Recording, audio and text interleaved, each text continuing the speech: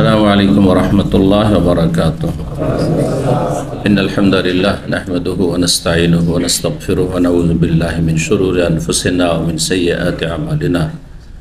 मन यहदिहिल्लाहु फला मुदिल्ल लहु व मन युद्लिल फला हादिय लहु व अशहदु अन ला इलाहा इल्लल्लाहु वहदहु ला शरीका लहु व अशहदु अन्ना मुहम्मदन अब्दुहु व रसूलुहु सल्लल्लाहु तआला अलैहि व अला आलिहि व सहबिहि व सल्लम तस्लीमन कसीरा।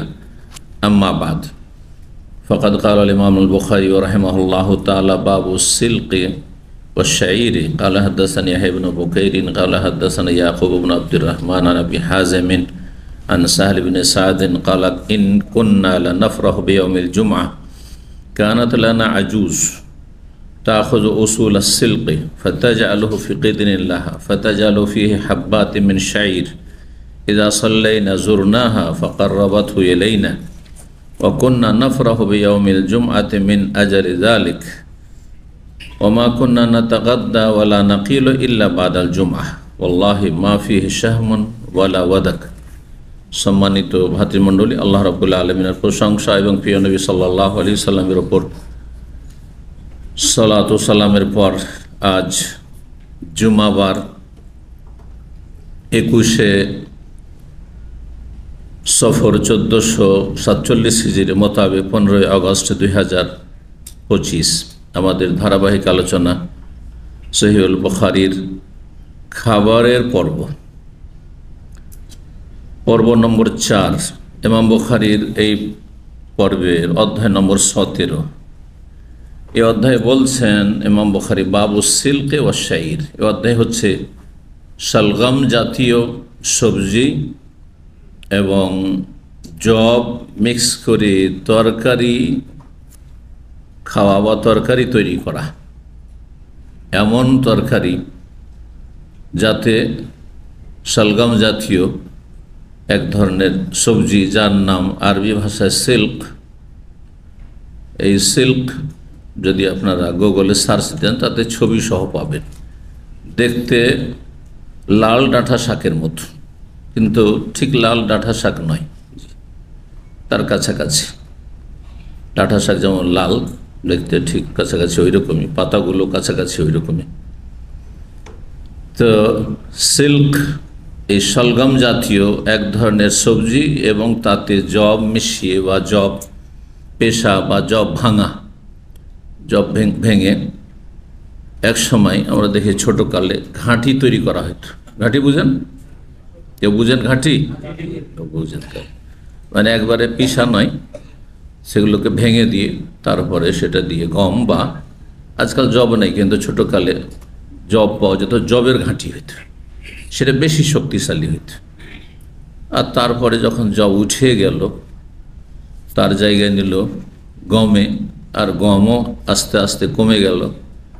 তারপরে আসলো আমাদের চোখের সামনে বিভিন্ন রকম নতুন নতুন ধান, আর তার ফলন বেশি হতে লাগলো, তখন মানুষ সেদিকে ঝুঁকে গেল। তো জব এবং শালগম জাতীয় সবজি মিক্স করে তরকারি বা সবজি তৈরি করা এবং সেই খাবার খাওয়া। ঘটনা জুমার দিনের শুনানিতে বলছেন 5403 নম্বর হাদিস। হাদিস বর্ণনা করছেন সাহল ইবনে সাদ রাদিয়াল্লাহু তাআলা আনহু আনসারী। বলছেন তিনি, ইন কুন্না লানাফরাহু বিয়াউমিল জুমআহ, আমরা জুমার দিনে বড়ই খুশি হতাম। ইন কুন্না, ইন কখনো কখনো ইন্না থেকে মুখাফফাফ হালকা করা হয়, না তাসদীদকে হালকা করে। ইন মানে যদি নয়, তাহলে আরবি ভাষায় দক্ষতা না থাকলে ইন দেখলেই যদি তর্জমা করে দিবেন। ইন তানসুরুল্লাহ ইয়ানসুরুকুম। ইন সাধারণত যখন শর্তের অর্থে হবে তখন যদির অর্থ হবে, কিন্তু ইন কখনো কখনো ইন্না থেকে এসে থাকে। ইন কুন্না, ইন কুন্না নাহনুল গালিবে কোরআনে রয়েছে। ইন্না কুন্নার অর্থে নিশ্চয়ের অর্থে, নিঃসন্দেহের অর্থে। তো এখানে সেই অর্থে রয়েছে। ইন আসলে ইন্না ছিল। ইন কুন্না মানে আমরা খুব কি হইতাম, লানাফরাহ খুশি হতাম, আনন্দিত হইতাম, বিয়াউমিল জুমা, জুমার দিন আসলে। যুবক সাহাবী বলছেন জুমার দিন যখন হইতো বড়ই আমাদেরকে খুশি লাগতো যে আজকে একটা ভালো খাবার পাবো, সুবহানাল্লাহ, ভালো খাবার পাবো। কানাত লানা আজুজ, ঘটনা হচ্ছে যে আমাদের গোত্রে বা মহল্লাতে একজন বৃদ্ধা ছিলেন, আজুজ বুড়ি বৃদ্ধা ছিলেন।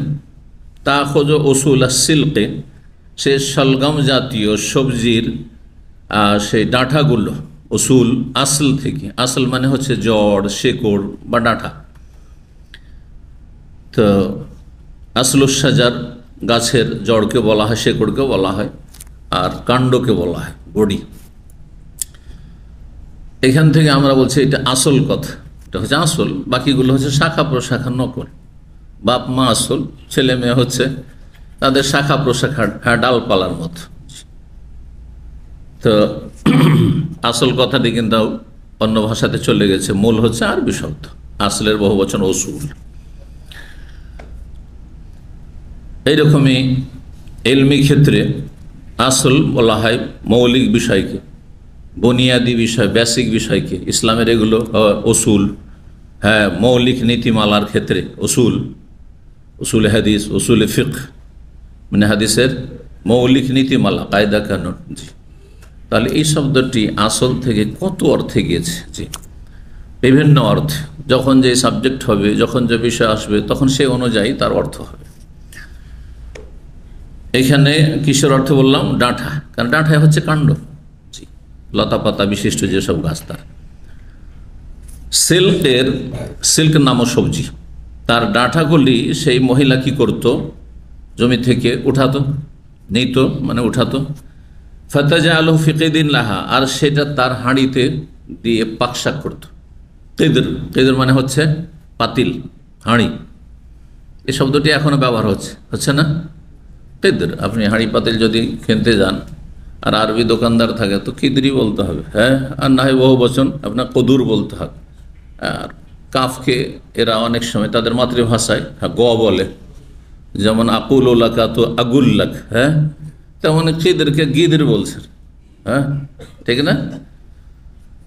যেমন মেসরিরা জিমকে গিম বলছে, জিমকে কি বলছে? গিম বলছে, যার ফলে আসল হচ্ছে জীব, জীব মানে নিয়ে আসো, যে বেহি, আসলে জীব আসলে ছিল যে বেহি, হ্যাঁ, নিয়ে আসো। ওটাকে আপনারা বলছেন জীব ব্যবহার করছেন না? হ্যাঁ, তাহলে এখানে কি করেছেন? সংক্ষেপ করে দিয়েছেন এটাকে, হ্যাঁ, জীব যে বেহি আসলে ছিল, হ্যাঁ, নিয়ে আসো সেটি। এখন জীবকে যখন মেসরি বলল গিভ, গিভ ইংরেজি হয়ে গেল, হ্যাঁ, দাও, নিয়ে আসো, আসলে শাব্দিক অর্থ জিও থেকে, জিও থেকে। তো বলছেন ফাতাজা আলু ফি কিদরিল্লাহা, তার পাতিলে রাখতো। আর পাতিলে রেখে কি করে? পাতিলে রাখার উদ্দেশ্য কি? পাক করা।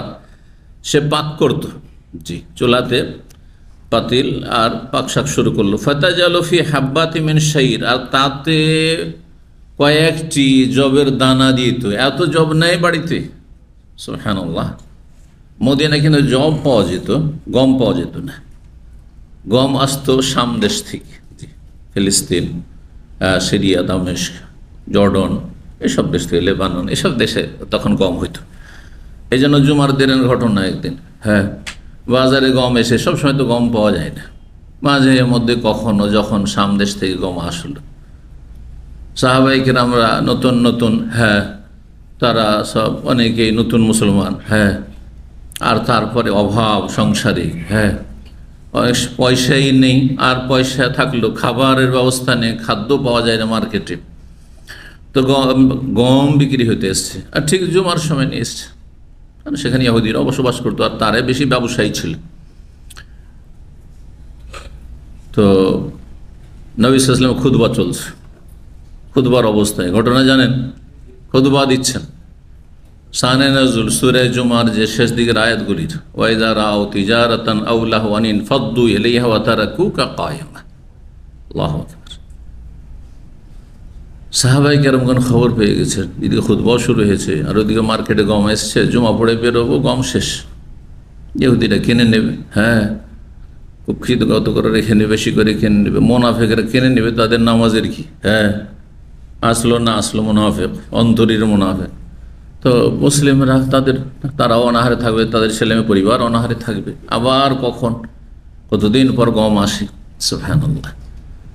সবাই দৌড় দিয়েছে যে নামাজটা ধরে নেব, কোন গমটা কিনে নিয়ে চলে আসে। মাত্র কার জানা আছে কয়জন? ইসনা আশ, মাশাআল্লাহ 12 জন সাহাবী থেকে গেছেন। ফিহিম আবু বকর, হাদিস রয়েছে তাদের একজন ছিলেন আবু বকর সিদ্দিক রাদিয়াল্লাহু আনহু, বিশিষ্ট সাহাবায়ে কেরামগণ। শুধু থেকে গেছেন পাকা ঈমানের। আর নতুন নতুন যারা মুসলিম তারা ছুটেছে, কারণ পেটের বিষয়টি খুব চিন্তার বিষয়। মানুষের পেটে যদি শান্তি না থাকে, আর নিরাপত্তার বিষয়, পেটের ক্ষুধা আর নিরাপত্তা, হ্যাঁ, যে আমি আরামে ঘুমাতে পারবো, হ্যাঁ, আমার ছেলে মেয়ে আরামে ঘুমাতে পারবে, কোনো ভয় নেই দুশ্মন বলে, হ্যাঁ, প্রাণনাশের কোনো ঝুঁকি নেই, আমন, যে সিকিউরিটি, এগুলি বড় নিয়ামত দুনিয়ার। এই জন্য সূরা কুরাইশে এই 2 নিয়ামতের কথা বলেছেন, আল্লাযী আত'আমাহুম মিন জু, যে আল্লাহ ক্ষুধা লাগলে খেতে দেন, খাবারের আহারের ব্যবস্থা করে, রিজিক দাতা আল্লাহ, আমাদের ক্ষুধা দূর করার ব্যবস্থা আল্লাহ দান করেন। ওয়া আমানাহুম মিন খৌফ, আর ভয় থেকে আল্লাহ নিরাপত্তা দান, নিরাপদ করেন। আজকে ভয় ভীতির জায়গায় যদি থাকতেন, যেখানে জানমাল, হ্যাঁ, বাড়ি ঘর, ছেলে মেয়ে স্ত্রী, কেউ নিরাপদ নাই, যতই আপনার ধন দৌলত আর খাবার থাক না কেন, খেতেও পারতেন না, ঘুমাতেও পারতেন না, হ্যাঁ, বসবাস করতে পারতেন না, ঠিক না? আল্লাহর কত বড় নিয়ামত। এই নিয়ামতগুলি স্মরণ করিয়ে দিয়ে আল্লাহ তার আগে কি বলছেন, ফালিয়াবুদু রাব্বা হাযাল বাইত, এই যে বাইতুল্লাহ, কাবা ঘর, এই ঘরের যিনি রব, মালিক, তার ইবাদতবন্দি করো। তিনি ক্ষুধা দূর করার ব্যবস্থা করেন, তিনি আহার দেন, তিনি নিরাপত্তা দান করেন। আল্লাহ জানেন এইসব নিয়ামতের শুকরিয়া আদায়ের তৌফিক দান করেন। এই নিয়ামতগুলি সৌদি আরব পেয়েছেন, বলুন আলহামদুলিল্লাহ। দুনিয়া ঘুরে আসেন, সবচেয়ে বেশি নিরাপদ যদি কোথাও থাকেন তা হচ্ছে সৌদি আরবে। নিজের বাড়িতে এত নিরাপদ নয়, হ্যাঁ, পশ্চিমা দেশও আপনি এত নিরাপদ নয়, যতটা নিরাপদ আশেপাশের দেশও আপনি এত নিরাপদ নয়, যত নিরাপদ আপনি এখানে দিন দুনিয়ার দিক থেকে আপনি এবং আপনার পরিবার এই সৌদি আরবে, বলুন আলহামদুলিল্লাহ। আর তার শুকরিয়া হচ্ছে যে সৌদি আরবের শত্রুতা করা, বিদ্বেষ রাখা, সৌদি আরবের বিরুদ্ধে অপপ্রচার করা, হ্যাঁ, গুজব রটানো, হ্যাঁ, কত, হ্যাঁ, নিমক হারাম এইসব জাতি, যারা খায় সবচেয়ে বেশি সৌদি আরব থেকে, আর নিমক হারামি করে, হ্যাঁ, আর বদনাম করে, কুৎসা গায় সবচেয়ে বেশি সৌদি আরবের। জি, এরা দুই শ্রেণীর মানুষ, হয় এরা নাস্তিক, মুনাফিক, সেকুলার, ইসলাম দুশ্মন, আর না হইলে, হ্যাঁ, মুশরিক, মাজার পূজারী, বেদাতি, সুফি, এই গোমরাহ পথভ্রষ্ট। 2 পথভ্রষ্ট জাতি হচ্ছে সৌদি আরবের দুশ্মন। ভালো করে শুনে রাখেন, আল্লাহ তাদের অনিষ্ট থেকে রক্ষা করেন। তো আল্লাহর নিয়ামতের শুকরিয়া আদায় করুন, আলহামদুলিল্লাহ। সেই বৃদ্ধা মহিলা কি করত? জব এবং, হ্যাঁ, সেই সবজি, সলগম জাতীয় সবজির শেকড়গুলি বা আপনার ডাঁটাগুলি একসাথে পাক করত। এই যে সাল্লাই না, যখন আমরা জুমার সালাত পড়ে শেষ করতাম, জুরনাহা, তখন তার বাড়িতে দেখা করতে যেতাম, জিয়ারত থেকে, জিয়ারার বিষয় বলছেন না, ভিজিট করা, সাক্ষাৎ করা, আসলে জিয়ারা মানে তার জিয়ারত করতে যেতাম, মানে তার সাথে দেখা করতে যেতাম। কি আশা নিয়ে? হ্যাঁ, যুবক ছেলে মেয়ে আর অভাবী, ক্ষুধার্ত, সকাল থেকে বাসি পেটে কখন কি খেয়েছেন না খেয়েছেন, এমন নয় যে রাত্রে খাবার পেয়েছেন, হয়তো তাও হয়তো পাইনি, আল্লাহু আকবার। এই আশা নিয়ে যে ওই বৃদ্ধা মহিলা কিছু না কিছু তৈরি করে, তার একটা ভালো অভ্যাস আছে, যে যায় তাকে খাওয়ায়। তো বলছে তার সাথে সাক্ষাৎ করতে যেতাম। ফাকাররাবাতহু ইলাইনা, তখন সেই বৃদ্ধা মহিলা আমাদের সামনে পরিবেশন করত সেই সবজি, যে কয়েকটা জবের দানা মিশানো। ওয়াকুন্না নাফরাহু বিয়াউমিল জুমআ মিন আজলি যালিক, আর এই জন্য আমরা জুমার দিন বেশ আনন্দিত হইতাম। জুমার দিন আসলে আগে থেকে, হ্যাঁ, বুধবার বৃহস্পতিবার সময় ঘনিয়ে এসছে, কি খেতে পাবো? ওই সলগমের সবজি খেতে পাবো, যে কয়েকটা দানা, ঘাঁটির দানা থাকবে। আল্লাহু আকবার। আমাদের সেই স্কুলগুলোতে একসময় ঘাঁটি দিত, জানি না এখন দেয় কি না। আর প্রাইমারি স্কুলে কিছু দেয় এখন? প্রাইমারি স্কুলে দেয় না? টাকা দেয় না? না টাকা না, ডেইলি স্কুলে প্রাইমারি স্কুলে ছাত্রদেরকে কি এখন কি দিচ্ছে? ইন্ডিয়া পশ্চিম বাংলা ভাত দিচ্ছে, এখন ভাত দিচ্ছে। আচ্ছা, একসময় আজকের থেকে 10-20 বছর আগে শুনেছি তখন ঘাঁটি দিত, ঘাঁটি পাক করতো, আর ঘাঁটি পাক করে খাওয়াইতো। একজন মহিলা থাকতো, সে পাক করতো, তার একটা চাকরি ছিল, ও এই খাওয়াইতো। আমি প্রাইমারি স্কুলে পড়েছি, তখন 1 পিস পাউরুটি দিত, 1 পিস করে, 1 পিস অথবা 2 পিস ভুলে গেছি, কারণ সে তো 1974-75 কথা বলছি, হ্যাঁ 73-74-75 এই সময়গুলি প্রাইমারি স্কুলের সময়। তো 1 পিস বা 2 পিস পাউরুটি দিত, তাতেই যে কত খুশি। হ্যাঁ, কেউ কেউ পাউরুটি বেঁধে নিয়ে আসতো মায়ের জন্য, হ্যাঁ ছোট ভাই বোনের জন্য। সুবহানাল্লাহ। হ্যাঁ, যেসবের এখন কোনো মূল্য নেই আপনাদের কাছে, কারণ পয়সা হয়েছে দুটো। আল্লাহ শুকরিয়া আদায় করুন, আলহামদুলিল্লাহ। তা জুমার দিন আমরা খুব খুশি হইতাম, মিন আজলে যালিক, এই জন্যই যে জুমা আসলেই এই সবজিটা ওই বৃদ্ধার বাড়িতে খেতে পাবো। ওমা কুন্না নাতাগাদ্দা ওয়ালা নাকিল, আর আমরা সকালের খাবারও খেতাম না। আর গাদা মানে শুধু সকাল না, সকাল দুপুর দুটোই। সকালের কোনো নাস্তা ছিল না সেই যুগে, অনেকবারই বলেছি। নবী সাল্লাল্লাহু আলাইহি ওয়াসাল্লাম আমল, সাহাবায়ে আমলে খাবার দিনে কয়বার ছিল? 2 বার ছিল। একটার নাম গাদা, হ্যাঁ যেটা লাঞ্চ, হ্যাঁ দুপুরের খাবার, সেটা সকাল 10টা থেকে 12টার মধ্যে, এটা গাদা হয়ে গেল। আর একটি ছিল আশা, 80 থেকে, আশা এশা নয়, খাবারের নাম হচ্ছে আশা। আশা শব্দ তাহলে এশা থেকে, যে এশার সময় রাত্রে খানা খাবেন, এটা আজকালকার এটা নব আবিষ্কৃত অভ্যাস, ট্র্যাডিশন, প্রথা। 80 মানে বৈকাল, তাহলে সন্ধ্যাবেলার খাবার বৈকাল থেকে শুরু হয়ে যেত, আসর থেকে নিয়ে মাগরিবের মধ্যে খেয়ে দিয়ে শেষ, আর খুব বেশি হলো মাগরিব পর। এই জন্য তারা সুস্থ থাকত, তাদের সমাজে না চিকিৎসা ছিল না রুগী ছিল। ডাক্তারের কখন প্রয়োজন হবে? রুগী থাকলে তো, রুগী না থাকলে ডাক্তারই পড়বে না।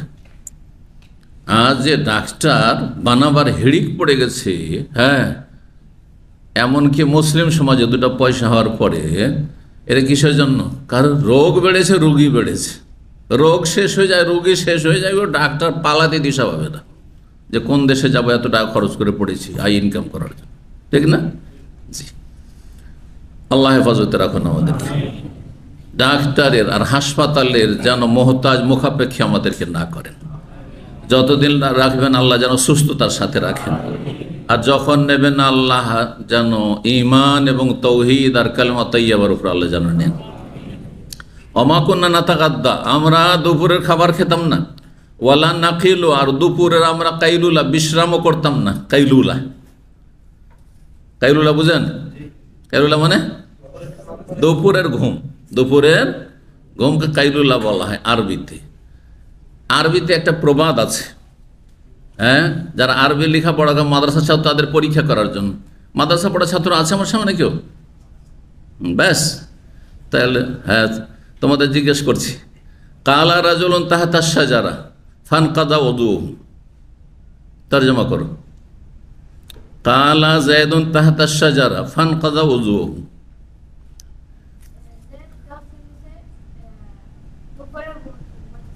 হ্যাঁ, ওযু ভেঙে গেছে, মাশাআল্লাহ, পাস, তো প্রাইজ দিতে হবে। কালা মানে কি? কালা মানে আপনার জন্য কথা বলা, তাই না? কাল আল্লাহ তাআলা, মহান আল্লাহ বলেছেন, বললাম না? হ্যাঁ, কাল আল ইমামুল বুখারী, ইমাম বুখারী বলেছেন, কিন্তু এখানে কালা যায়েদুন মানে যায়েদ দুপুরে ঘুমিয়েছে, তরজমা করলো না? কালা যায়েদুন তাহতা শাজারা, যায়েদ নামক ব্যক্তি দুপুরে গাছের তলে ঘুমিয়েছিল, দুপুরে বিশ্রাম করেছিল। ফানকাদা ওযু, তখন তার ওযু নষ্ট হয়ে গেছে। তার ওযু কি হয়েছে? ওযু ভেঙে গেছে, বুঝলেন? আর যদি কালা মানে বলা, হ্যাঁ তার কি অর্থ হবে? কালা যায়েদুন তাহতা শাজারা, গাছের নিচে যায়েদ কথা বলেছে, তখন ওযু ভেঙে গেছে। কথা বললে কিসের ওযু ভাঙবে? বুঝতে পারলেন? জি, কি বলছিলাম? এইখানে ওই যে, তবে এই কালা কেমন করে বুঝবে যে কালা মানে কথা বলা না কালা মানে দুপুরে ঘুমানো? মোজারেতে নিয়ে গেলে কালা ইয়াকুলো, হ্যাঁ নাসারায়ানসরভাবে যখন যাবে কালা ইয়াকুলো, তখন তার মানে কথা বলা। আর কালা ইয়াকিলো দারাবা এজরেবর ওজনে যখন যাবে, যে নাকিলো আছে, তখন কালা ইয়াকিলো দারাবা এজরেবর ইয়াকিলো, তখন ওর মানে হবে দুপুরে বিশ্রাম করা। এবার বোঝা গেছে?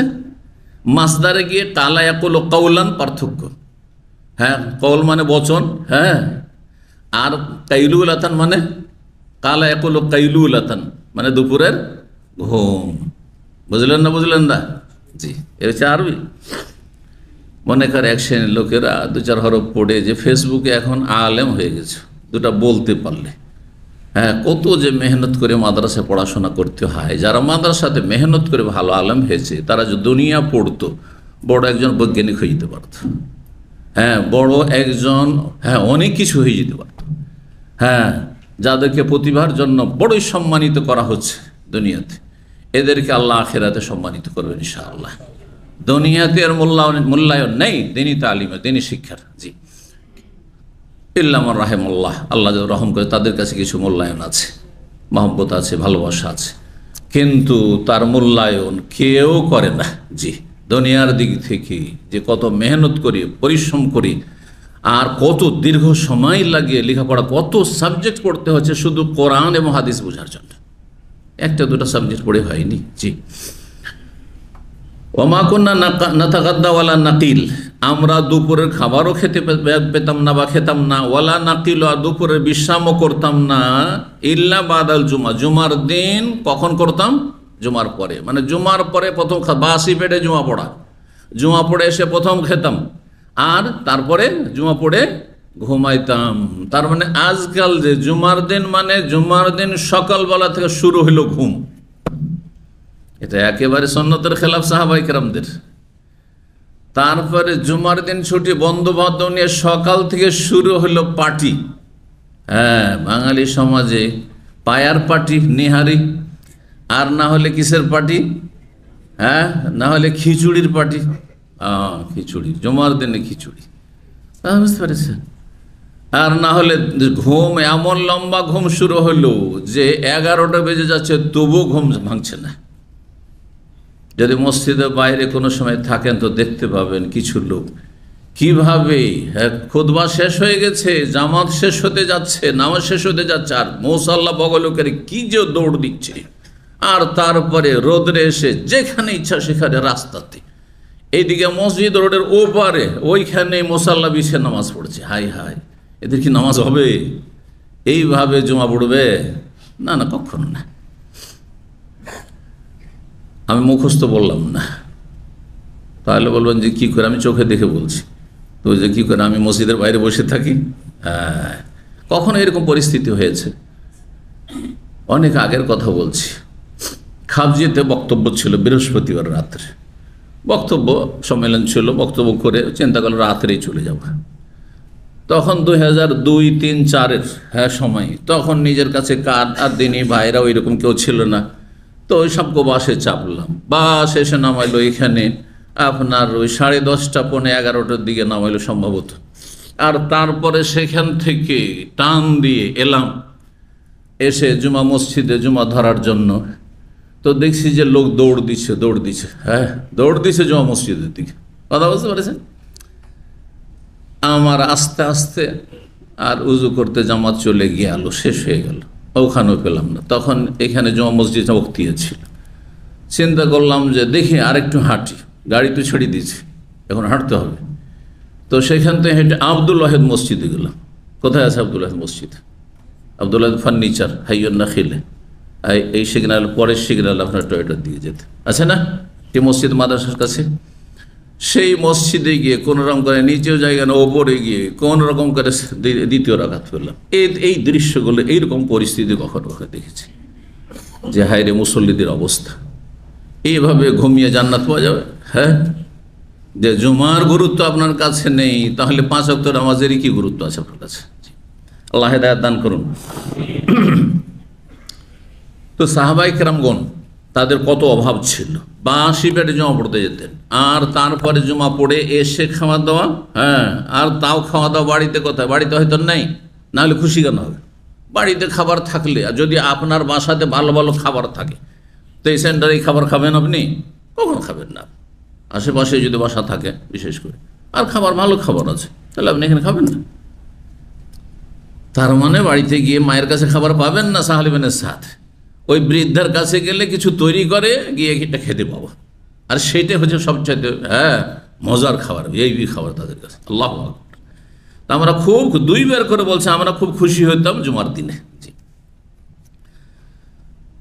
এখান থেকে ফোকাহে কেরামগণ যারা বলছেন যে জুম্মার জন্য জাওয়াল শর্ত নয়, মানে জুম্মা পড়ার জন্য মাথার ওপর থেকে সূর্য গড়তে হবে, ঢলতে হবে, এই শর্ত নেই। এটি ইমাম আহমদ রাহিমাহুল্লাহর মত, এটি বেশ কিছু আইম্মা কেরামদের মত। চার ইমামের মধ্যে ইমাম আহমদ রাহিমাহুল্লাহ এবং ইমাম আহমদ চার ইমামের মধ্যে সবচেয়ে বড় মুহাদ্দিস ছিলেন। তিনি বলছেন জুম্মা জাওয়ালের পরেও পড়া যায়, মানে মাথার উপর থেকে সূর্য গড়ার পরেও পড়া যায়, কারণ জোহরের সাথে কিছু কিছু দিক থেকে সদৃশ্যতা আছে, সব দিক থেকে নেই। আবার জুম্মা জাওয়ালের আগেও পড়া যায়, 10:30, 11টা জাওয়াল হয়নি, তখনও যদি জুম্মা পড়ে জায়েজ ইমাম আহমদের কাছে, হাম্বলি মযহাবে। কারণ কিছু কিছু বেশ কিছু দিক রয়েছে, সেই দিকগুলি যদি আপনি লক্ষ্য করেন তাহলে জুম্মার সদৃশ্যতা রয়েছে ঈদের সালাতের সাথে। জি, জুমার মিল রয়েছে কিসের সাথে? ঈদের সালাত। ঈদের সালাত কখন? জাওয়ালের পরে না জাওয়ালের আগে, সকালবেলা? জি। কিন্তু তিন ইমাম বলছেন, শাফি, মালিক এবং আবু হানিফা রাহিমাহুমুল্লাহ জামিয়ান, তারা বলছেন না, জুমা জোহরের মতো জাওয়ালের পর থেকে আউয়াল ওয়াক্ত শুরু হবে। এজন্য সতর্কতা অবলম্বন করা ভালো।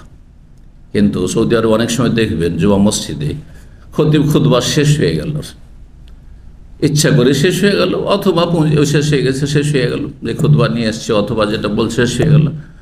কারণ তারা জানে যে জুমা জাওয়ালের আগেও জায়েজ, আর জাওয়াল এখনও মাথার উপর একবারে সূর্য আসেনি বা গড়েনি, তার আগেই নামাজ শুরু হয়ে গেছে।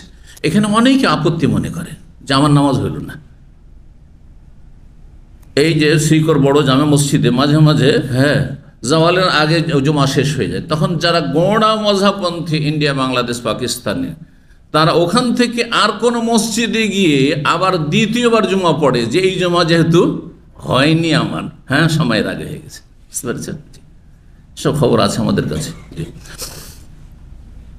জায়েজ রয়েছে, কিন্তু ইমামদের জন্য সতর্কতা হচ্ছে যে সবার খেয়াল রাখা। কারণ হাম্বলি মযহাবে কথা হচ্ছে না যে জাওয়ালের পর হবে না, জাওয়ালের পরেও হবে, কিন্তু জায়েজ আছে, জাওয়ালের আগেও জায়েজ আর জাওয়ালের পরেও জায়েজ রয়েছে। তো যখন জায়েজ, তাহলে একটু লেট করে সবার কাছে আমরা জায়েজ করে নিলাম, এটা বেশি ভালো। শাইখ ইবনে বাজ রাহিমাহুল্লাহ এই কথাই বলছেন যে সবার খেয়াল রেখে, যেহেতু বিভিন্ন মযহাবের বা বিভিন্ন মতামতের লোকেরা জুমা পড়ছেন, সবার মাসলাকের লক্ষ্য রেখে যদি মাথার উপর থেকে সূর্য গড়ার পরেই জুমা পড়া হয়, এটা বেশি ভালো, এবং এইটাই এখানে আওকাফ থেকে দিক নির্দেশনা রয়েছে। জি, ওয়াল্লাহি বলছেন, আল্লাহর কসম করে বলছে, মা ফিহি শাহমুন ওয়ালা ওয়াদাকুন, এত ভালো খাবার ভাবিয়েন না যেই খাবারে আপনারা ভাবিয়েন না যে তাতে গোস্ত মিশা ছিল, সেই জন্য এত আমাদেরকে আনন্দ হইতো।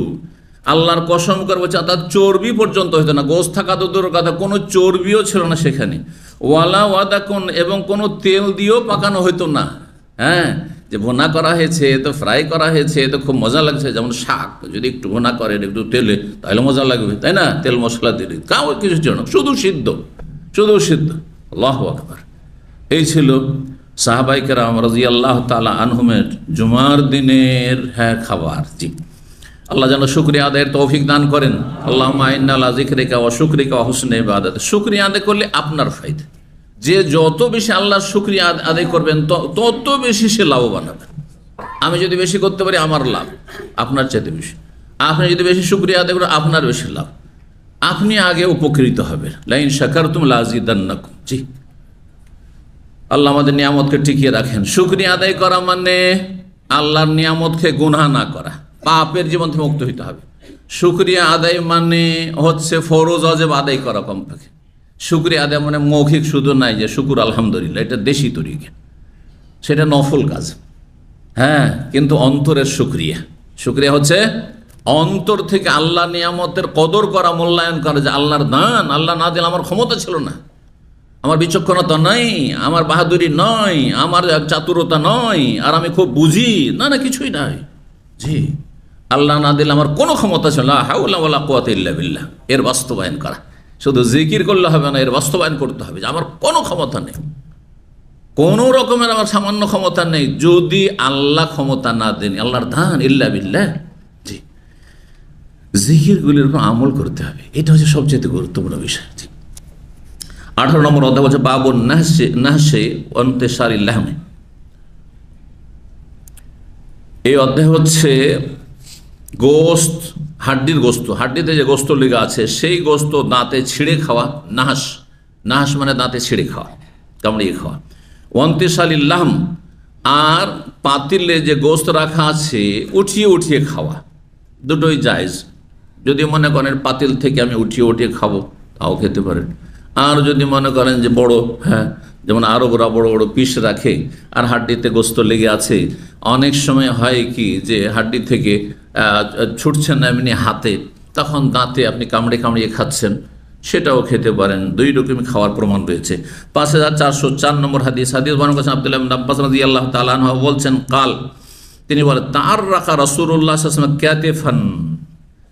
তাআররাক মানে হচ্ছে দাঁতে ছিঁড়ে ছিঁড়ে খাওয়া। রাসূলুল্লাহ সাল্লাল্লাহু আলাইহি ওয়াসাল্লাম কাঁধের হাড্ডির গোস্ত, বকরির কাঁধের হাড্ডির গোস্ত ছিঁড়ে ছিঁড়ে খেয়েছেন দাঁতে। সুম্মা কামা, আর তারপরে উঠে গেছেন। ফাসাল্লাহ, তারপরে সলাতের সময় হয়েছে, সলাত পড়েছেন। ওয়ালাম ইয়াতাওয়াদা, উযু করেননি। তো গোস্ত খেয়ে উযু করা আবশ্যক নয়, একমাত্র উটের গোস্ত যদি খান। উটের গোস্ত খেলে, সহি হাদিস যেহেতু রয়েছে যে উটের গোস্ত খেলে উযু করতে হবে। কেন? আল্লাহ হিকমা ভালো জানেন। উটের মধ্যে কিছু বদঅভ্যাস আছে, সেই বদঅভ্যাস যেন আপনার মধ্যে না চলে আসে, তাতে থেকে হয়তো রক্ষার জন্য এটি ওলামারা হিকমত বলেছেন। কিন্তু কোন ইবাদত বন্দেগীর, কোন শরীয়তের মাসলা মাসাইলের হিকমত জানা আমাদের কাজ না। যদি ওলামারা আমাদেরকে বলেন তো হইতে পারে, আর হাদিসে যদি আসে তাহলে নিশ্চিত সেটি হিকমা। হাদিসেও আসেনি, ওলামারা অনুমান ভিত্তিক বলেছেন। হ্যাঁ হ্যাঁ, সুতরাং তাদের কথা হতে পারে, আবার নাও হইতে পারে। আবার হিকমত জানা কোনো শর্ত নেই, না হলে প্রত্যেকটি বিষয় হিকমত। 5 ওয়াক্ত নামাজ কেন, জুমার দিনেই কেন, জুমা শনিবারে কেন নয়, বা বৃহস্পতিবার কেন নয়, কিসের হিকমত শোনাবেন আপনি? আছে? হ্যাঁ, আবার 17 রাকাতই ফরজ কেন, আবার রমজান মাসি কেন রোজা, হ্যাঁ, কুরবানি, আকিকা কেন, সব কিছু কেন শোকজ করতে ভালো লাগে? আপনি আরে আপনার যদি ফোরম্যান সুপারভাইজারকে বলেন যাও মুখ সাইডে কাজে যাও, বলছে কেন? তাহলে একটা থাপ্পড় দিয়ে আপনাকে বাংলাদেশে বিদায় করে দেবে। করবে না? করবে না? সাধারণ একটা লোককে আপনি শোকজে তার কাছে চাইতে পারছেন না, আপনি যে আপনি কারণটা বল, কারণ দর্শান। রব্বুল আলামিন আহকামুল হাকিমিন, তিনি শরীয়ত দিয়েছেন আপনার আমার কল্যাণের জন্য, দুনিয়া আখিরাতের। এতে হিকমা রয়েছে। 5405 নম্বর হাদিস, হাদিস বর্ণনা করেছেন ইকরিমা ইবনে আব্বাস রাদিয়াল্লাহু তাআলা আনহু থেকে। তিনি বলেন, ইনতাশালান নবী আরাকান। আগের হাদিসটিতে দাঁতে ছিঁড়ে ছিঁড়ে খাওয়া, তার রাকা। আর এই হাদিসে আছে ইনতাশালা, মানে পাতিল থেকে নবী সাল্লাল্লাহু আলাইহি ওয়াসাল্লাম সেই হাড্ডিতে যে গোস্ত লেগে থাকে, হাড্ডি সহ গোস্ত উঠিয়ে উঠিয়ে খেলেন। মিন কিদরিন, পাতিল থেকে। ফাআকালা, খেলেন। সুম্মা সাল্লা, সালাত আদায় করলাম, ইয়াতা, উযু করলেন না। জি। 19 নম্বর অধ্যায় বলছে বাবু তার রক্তিল আদদে। এই অধ্যায় হচ্ছে বাহুর গোস্ত, মানে রানের গোস্ত। হ্যাঁ, পায়ের সাথে যে গোস্ত লেগে থাকে, পায়ের ওপর ভাগে, সামনের পায়ের বিশেষ করে, অথবা পিছনের পায়ের হোক। আলু, বাহু মানে সামনের দিকে পা, কলমারা বলেছেন বা ভাষ্যকারগণ। তো রানে হাড্ডির গোস্ত ছিঁড়ে ছিঁড়ে খাওয়া, গোস্ত শক্ত, হাত দিয়ে না ছুটিয়ে আপনি দাঁতে কামড়িয়ে খাচ্ছেন, অথবা চাকুতে কেটে খাচ্ছেন। হাদিস আসবে চাকুতে কেটে কেটেও খেয়েছেন নবী সাল্লাল্লাহু আলাইহি ওয়াসাল্লাম। পাক করা হয়েছে। আরবিদের খাবার যে গোটা তৈরি করা হয়, অনেক সময় দেখেছেন যে হাতে ছুটিয়েও খাওয়া যায় না, হয়তো তখন হয়তো চাকুতেও কাটতে হইতে পারতো, চাকুতে কেটেও খেতে পারেন। কিন্তু খাবার সিদ্ধ খেতে হবে, এটি শরীরের জন্য উপকারী। যদি খাবার আধা কাঁচা থেকে যায় সেটা শরীর স্বাস্থ্যের জন্য অপকারী। 5406 নম্বর হাদিস বর্ণনা করছেন আব্দুল্লাহ বিন কাতাদা, তার পিতা আবু কাতাদা সাহাবী থেকে রাদিয়াল্লাহু তাআলা আনহু কাল খারাজনা মা নবী সাল্লাল্লাহু মক্কা, আমরা নবী সাল্লাল্লাহু আলাইহি ওয়াসাল্লামের সাথে মক্কার উদ্দেশ্যে রওনা দিয়েছিলাম। আর তারপরে যে সামনের হাদিসে যে ঘটনাটি আসছে সেই ঘটনা বলছেন যে এখানে সংক্ষেপ করে দিয়েছেন, সামনের হাদিসে আসছে ঘটনাটি। মক্কার পথে রওনা দিয়েছিলেন। 5407 নম্বর হাদিস আব্দুল্লাহ বিন আবি কাতাদা সুলামি বর্ণনা করছেন, ওই যে আগে আসলে বর্ণনাকারী, তিনি তার পিতা কাতাদা আবু কাতাদা রাদিয়াল্লাহু তাআলা আনহু বর্ণনা করছেন আন্নাহু কাল, তিনি বলেন কুনতু ইয়াওমান জালিসান। কেন নিয়ে আসলেন আগের হাদিসটি? কারণ এই হাদিস আছে একদিন আমি বসেছিলাম নবী সাল্লাল্লাহু আলাইহি ওয়াসাল্লামের কিছু সাহাবায়ে কেরামদের সাথে মক্কার পথে। কিন্তু মদিনা থেকে মক্কার পথে, মদিনা থেকে বেরিয়েছিলাম না মক্কা থেকে আসছিলাম না অন্য কোনো জায়গা থেকে আসছিলাম, এ কথা নেই। সেই জন্য আগের হাদিসটি নিয়ে এসেছেন সংক্ষেপে। এখানে এই হাদিসের সাথে আগের হাদিস মিলালে তখন স্পষ্ট হয় যে বেরিয়েছিলেন মদিনা থেকে মক্কার উদ্দেশ্যে, আর সাহাবায়ে কেরাম এহরাম অবস্থায় ছিলেন, একমাত্রই আবু কাতাদা সাহাবী বিনা এহরামে ছিলেন। তাহলে বোঝা গেল যারা এহরাম করে যাচ্ছেন উমরার বাসে এখান থেকে, তাদের সাথে এমন কেউ মক্কা যাচ্ছে আত্মীয়দের সাথে দেখা করার জন্য অথবা ডিউটির জন্য যাচ্ছে, এহরাম করেনি, কোনো দোষের কথা নেই। মক্কা প্রবেশের জন্য এহরাম করা আবশ্যক নয়, এটি হচ্ছে অধিকাংশ আইম্মায়ে কেরামের মাযহাব। হানাফি মাযহাবে একটিও বিরল ফতোয়া আছে, সেটা হচ্ছে যে মক্কা বিনা এহরামে ঢুকাই যায় না। এর উপরে হানাফিরাও আমল করে না। যদি করতে হয় তাহলে বিভিন্ন জায়গা থেকে ধরেন প্রবাসী কর্মী আসছে, অথবা ধরেন অনেকে ট্রান্সফার হচ্ছেন মক্কাতে, অথবা মক্কা কি মিকাত ক্রস করেই যায় নয় তাদের কাছে, মিকাত ক্রস করে জানবে না এহরামে। তাই যদি হয় তাহলে যারা আপনার ড্রাইভার মক্কা পৌঁছাচ্ছেন, তাহলে তাদের, আর অধিকাংশ ড্রাইভারগুলো যে পাকিস্তানি ড্রাইভার রয়েছে সব তো হানাফি, তাহলে তাদের তো বিনা এহরাম উপায় নেই। প্রত্যেক সপ্তাহে 2 বার করে যাচ্ছে এরা, কি করতে হবে এদেরকে?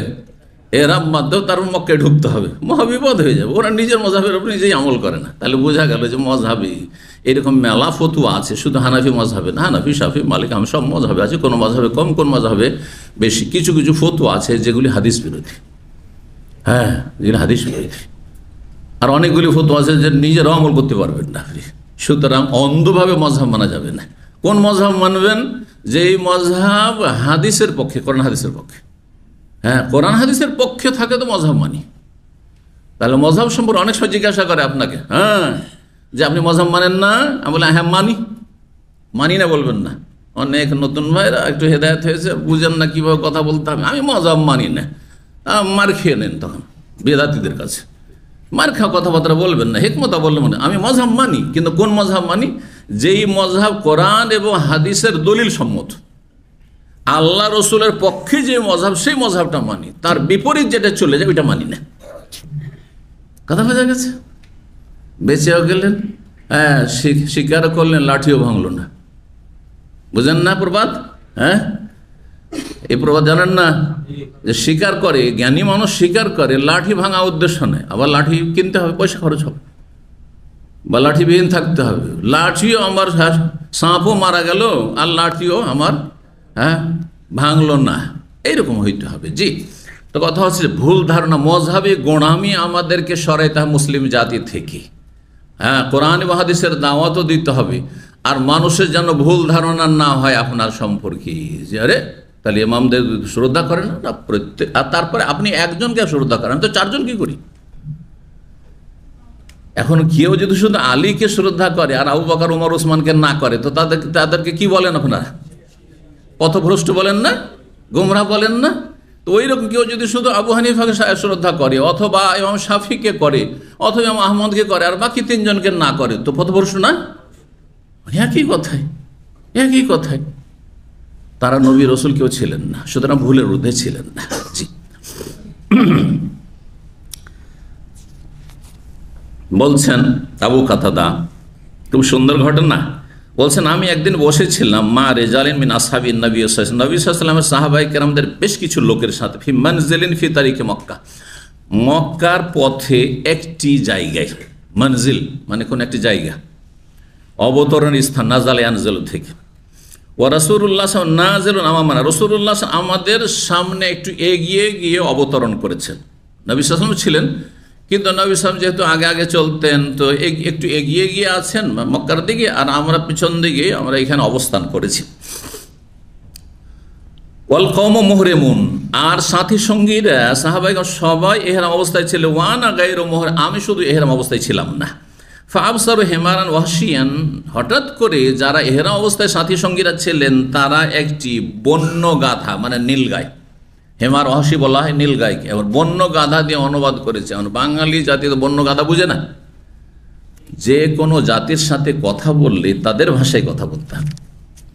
এটি একটু ফর্মুলা শুনে রাখেন, বলছেন না, এক ভাষার গালি আর এক ভাষার বলি, বুঝেন তো? এটা দেখেন, আপনি এক অঞ্চলে গিয়ে ওইটা বলি, কোনো ব্যাপার না, বলছে কথা, আর এক ভাষায় ওইটাকে গালি মনে করা হয়। এর উদাহরণ আমি দিই, কিন্তু একটি উদাহরণ দিই তাহলে এখানে, হ্যাঁ, কারণ আপনারা অনেক সময় বাংলাদেশের মধ্যে অনেক জায়গায় আপনি আপনার এলাকার বলি আর এক জায়গায় গালি, তবে মার খেয়ে নেবেন। কিন্তু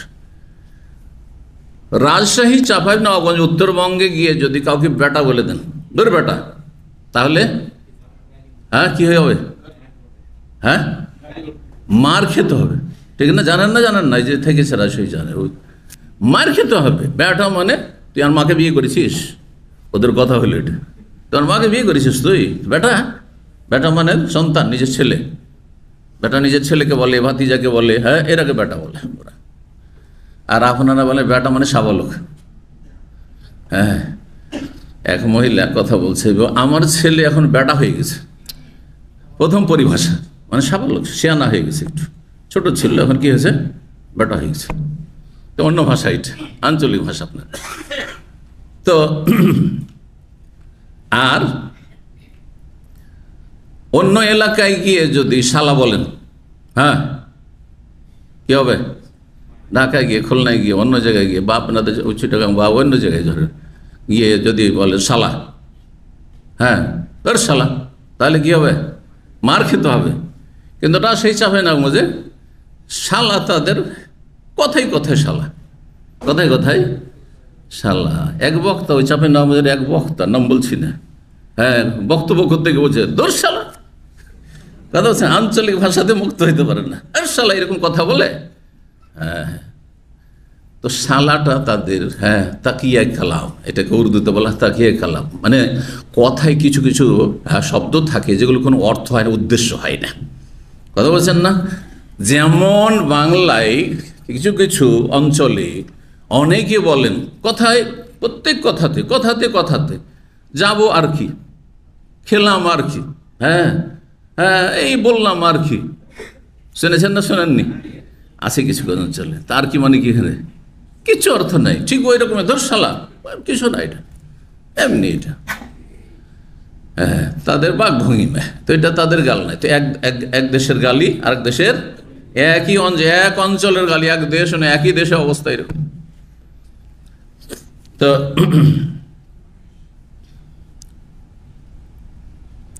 চলেন, তো কি বলছিলাম? হেমারান ওয়াহশিয়ান মানে সেটা কি ছিল? নীলগাই ছিল। ওয়ানা মশগুলুন, সেই সময় আবু কাতাদা বলছেন, আমি যে এহরামবিহীন আছি, আমি তখন ব্যস্ত ছিলাম, খেয়াল করিনি। আখসেফুন নালি, আমার স্যান্ডেল ছিঁড়ে গিয়েছিল, তাই স্যান্ডেল আমি ঠিক করছিলাম, স্যান্ডেল সেলাই করছিলাম। ফালাম ইউজুনানি, হ্যাঁ, ফালাম ইউজেনুনি, ফালাম ইউজেনুনি, আজানা ইউজেনু, ফালাম ইউজেনুনি লাহু, আমাকে তারা জানায়নি, জানতে দেয়নি। কারণ যদি জানিয়ে দেয় যে এই যে নীলগাই, তাহলে তাদের জন্য খাওয়া হারাম হয়ে যাবে, কারণ তারা সহযোগিতা করে দিল। এহরাম অবস্থায় যারা আছে তারা যদি বলে এই যে নীলগাই, নীলগাই হচ্ছে শিকারী পশু, শিকারী পশু, তারা যেহেতু এই সহযোগিতা করলো যে তাকে গাইড করে দিল যে আছে একটা জিনিস, কিন্তু আমরা ধরতে পারছি না, আর তারপরে যদি ধরে নিয়ে আসতো তাহলে এহরাম অবস্থায় খাওয়া তাদের জন্য হারাম হয়ে যেত। বোঝা গেছে? ইয়া আইয়ুহাল্লাযীনা আমানু লা তাকতুলুস সাইদা ওয়া আনতুম হুরুম, সূরা মায়েদায় এই হুকুম আহকাম আল্লাহ রাব্বুল বর্ণনা করেছেন। তোমরা ইহরাম অবস্থায় শিকার করতে পারবে, স্থল পশু শিকার করতে পারবে, স্থল পশু, স্থল পাখি শিকার করতে পারবে না। হ্যাঁ, জলো, হ্যাঁ পশু অর্থাৎ মাছ, ওহিল্লা লাকুম সাইদুল বাহরি ওয়া তাআমুহু, আল্লাহ বলছে তোমাদের জন্য সাগরের শিকার করা যায়। তার এহরাম অবস্থায় মাছ শিকার করেন অথবা কাঁকড়া শিকার করেন অথবা পানির যা হালাল তা শিকার করেন, কোনো অসুবিধা নেই। তো বলছেন যে তারা আমাকে জ্ঞাত করেনি, ও আহাব্বু, কিন্তু তারা চাইছিল, পছন্দ করছিল, আন্নি আবসার, তো আমি নিজেই যদি দেখে ফেলতাম। ওরা মনে মনে চাইছিল যে এ তো এহরামে নেই, এ দেখে নিলে একটা কাজ হয়ে যেত। হ্যাঁ, কারণ খাবারের অভাব আছে, সফরে আছি, সম্বলের প্রয়োজন, পাথের প্রয়োজন রয়েছে। ফালতাফাত্তু, তখন আমি একটু ঘুরে দেখেছি, কাজ করতে করতে, ওই স্যান্ডেল সেলাই করতে করতে আমি ঘুরে দেখেছি। ফাবসার তহু, আমি নীল গাইটিকে দেখে ফেলেছি। ফাকুম তু এলাল ফারাসে, তখন আমি আমার ঘোড়ার উদ্দেশ্যে দাঁড়ালাম। ফাসরাজ তহু, আর তার যে বসার সিট, জিন বলা হয় সেটি, সে জিনটাকে আমি প্রস্তুত করলাম। সোম্মা রাখেও, তো তারপর ঘোড়ার পিঠে চাপলাম। তাহলে সাহাবাই কেরাম কেউ কেউ ঘোড়াতেও চাপতেন, যদিও মরুভূমিতে দূরপাল্লায় যাওয়ার জন্য তাদের বাহন ছিল ওঁট, কিন্তু সাথে ঘোড়াও থাকতো। বোঝা গেল তাহলে ঘোড়া থাকতো, কারণ অনেক সময় দ্রুত বেগে ছুটতে হবে কোনো বিশেষ কাজের জন্য, তখন তার ওঁট দিয়ে কাজ হবে না, সেজন্য ঘোড়াও সাথে রাখতেন যখন থাকতো।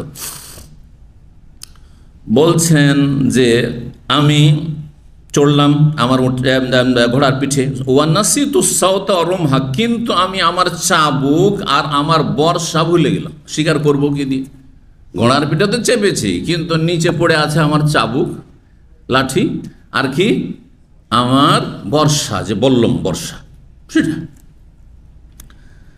তো থকুলতুল্লাহম, তখন ওই সাথীর সঙ্গে যারা এহরাম অবস্থায় তাদেরকে নাও এলুন সাউতা রোমহা, আমাকে আমার চাবুক এবং বল্লমটি, বর্ষাটি দাও, উঠিয়ে দাও একটু, বারবার কত নামবো আবার উঠাবো, তো একটু একটু হেল্প করে দাও।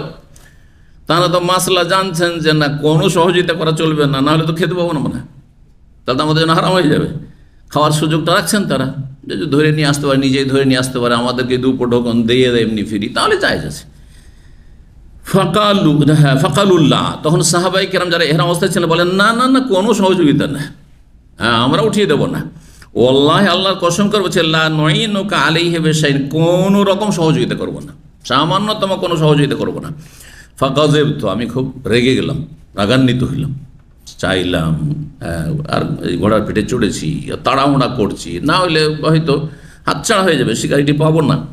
ফানাজাল, আমি নিজেই নামলাম ঘোড়ার পিঠ থেকে। ফাখাজ তো আর তারপরে ওই দুটো নিলাম, কি চাবুক এবং বর্ষা। সুম্মা রাখে, তারপরে ঘোড়ার পিঠে চাপলাম। ফাসাদাত আলাল হেমারে, তারপরে আমি ছুটলাম বা হানা দিলাম কিসের ওপর, সেই বন্য গাধা বা নীলগাইয়ের ওপর। আকার তো, আর সেটাকে আহত করে ফেললাম, জখম করে।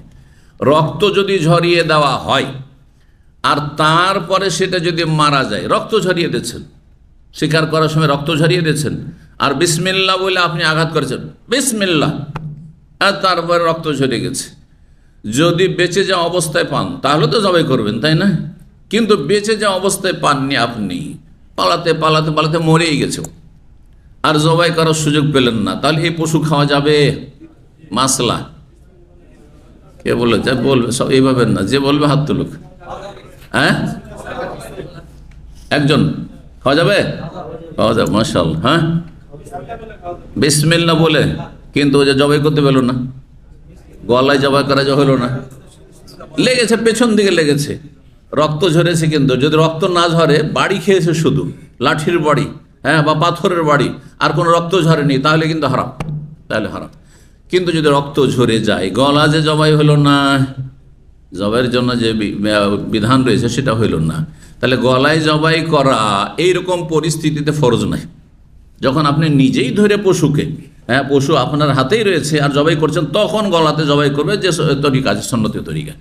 কিন্তু ধরেন পশু নিজের বাড়ির, হ্যাঁ, গরু এমন পালিয়েছে যে ধরতেই পারছেন না, কোরবানির গরু অনেক সময় পালিয়ে যায়, এরকম এমন পালিয়েছে আর ধরতে পারলেন না, তাহলে আপনি আঘাত করে দেন, আপনি, হ্যাঁ, ধারালো অস্ত্র দিয়ে, আর তাতে যদি রক্ত ঝরে যায় আর তারপর ধরতেই পারলেন, সে মরে গেল, তাহলে সেটা বিসমিল্লাহ বললে, হ্যাঁ, আপনার জন্য হালাল হয়ে গেল।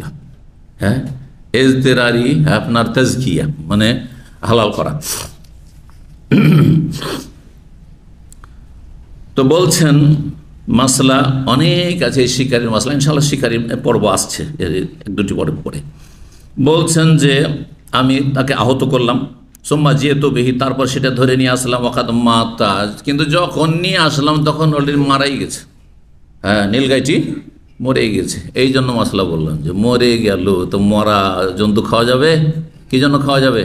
হ্যাঁ, রক্ত ঝরিয়েছে আর বিসমিল্লাহ বলবে, হ্যাঁ অস্ত্র ছেড়েছেন। মা আনহারাদ্দম হাদিসে রয়েছে, শুনেন, মা আনহারাদ্দম ওয়াজকেরা ইসমুল্লাহ আলী, যদি রক্ত ঝরিয়ে দেয়, হ্যাঁ আপনার ধারালো অস্ত্র রক্ত ঝরিয়ে দেয় আর আল্লাহর নাম উল্লেখ করা হয়, বিসমিল্লাহ, আর রক্ত ঝরে গেছে, যে কোনো জায়গায় শরীরে লেগেছে, তাহলে হালাল, ফকুলু, তাহলে খাও, নবী সাল্লাল্লাহু আলাইহি ওয়াসাল্লাম বলেছেন।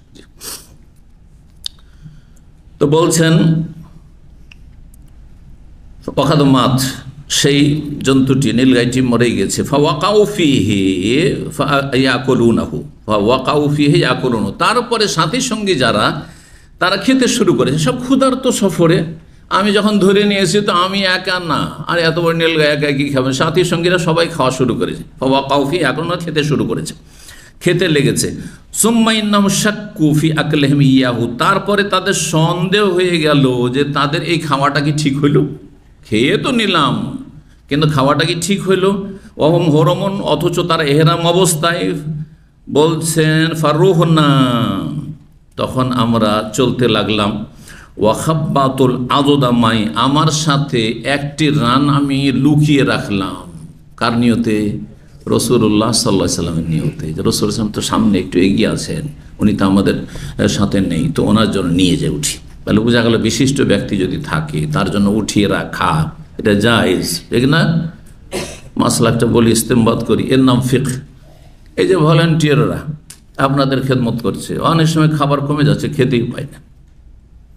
এখন ওরা যদি 2 প্লেট উঠিয়ে রাখে, দেখছেন এখানে 2 প্লেট রাখা আছে, ভলান্টিয়ার আছে ধরেন 12 জন 14 জন, 2 প্লেট রাখা আছে আপনাদের মতো, এই নয় যে 5 জনের 2 প্লেট রাখা আছে, তখন না যাইছে। হ্যাঁ, কিন্তু ধরেন 2 প্লেট তাদের প্রয়োজন আছে, তারা উঠিয়ে রেখেছে, আর তারপরে আপনাদের খাবার দাবার দিতে গিয়ে বলছে আপনারা 7 জন করে বসেন, হ্যাঁ 6 জন করে বসেন, কারণ না হলে জুটানো যাচ্ছে না।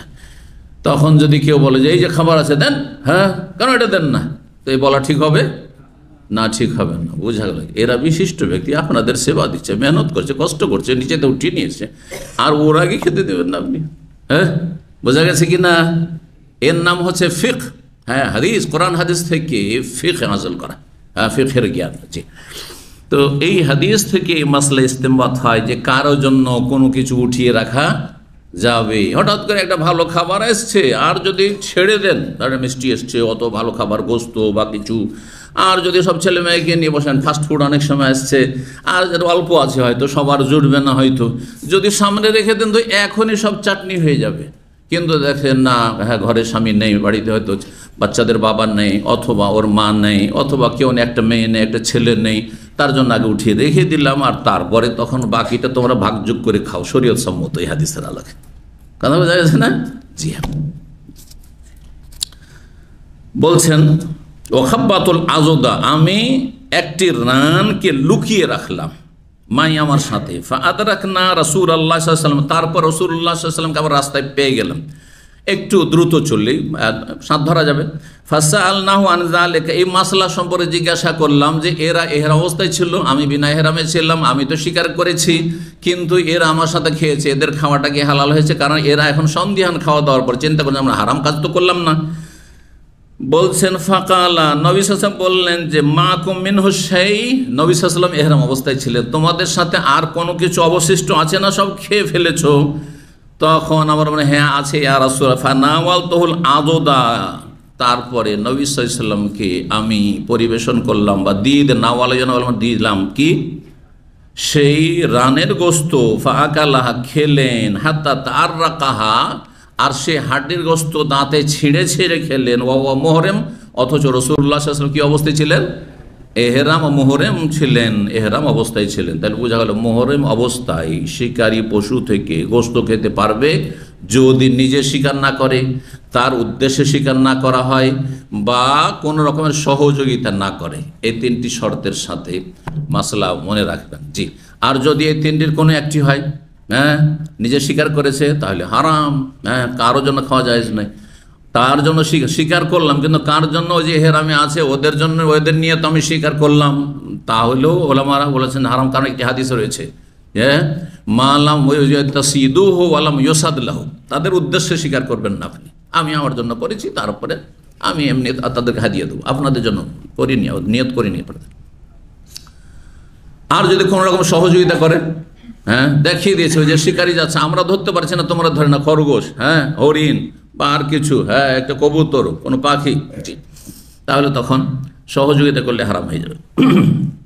20 নম্বর অধ্যায় বলছে বাবকাত ইল্লাহ বিসসিকিন। এই অধ্যায় হচ্ছে গোস্ত ছুরি দিয়ে চাকু দিয়ে কেটে কেটে খাওয়া, ওটাও জায়েজ রয়েছে। হ্যাঁ, কেউ যদি বলে যে না এটা ঠিক না, গোস্ত যদি ছুরি দিয়ে চাকু দিয়ে কেটে কেটে খাওয়া, রান্না গোস্ত, হ্যাঁ, হয়তো শক্ত হয়ে আছে, কেটে কেটে খাওয়া যদি জায়েজ হয়, কাঁচা গোস্ত নয়, কাঁচা গোস্ত কাটবেন আপনি, কিন্তু রান্না করার পরে শক্ত আছে কেটে কেটে খাওয়া যদি জায়েজ হয়, তাহলে খাওয়া দাওয়ার সময় চামচ বা এই ধরনের চাকু যে আজকাল ব্যবহার করা হচ্ছে, ফ্লাইটে দিচ্ছে না, অনেকে চামচ দিয়ে খাচ্ছেন না, জায়েজ কিনা এই মশলা ইস্তেমাল করে, জায়েজ। তাহলে যদিও আমি তৃপ্তি পাই না, হ্যাঁ, যতই চামচ দিক না কেন, হ্যাঁ, হাতে উঠিয়ে না খেলে তৃপ্তি পাই না, কিন্তু আমি ফ্লাইটে আছি, হাত জুঠা করবো, হ্যাঁ, তখন ঠিকই চামচে খায়, হ্যাঁ, অল্প খাবার আছে, কিন্তু খাবার বেশি খেতে হবে। তারপর যদিও আপনার নিজের রুচির ব্যাপার, এক কথায় জায়েজ, এটাকে বিলাসিতা নিলে হবে না, এটা বিলাসিতা হয়ে গেল সুতরাং এটা না জায়েজ, অথবা এটা মকরুহ, এসব ফতোয়া চলবে না, জায়েজ আছে।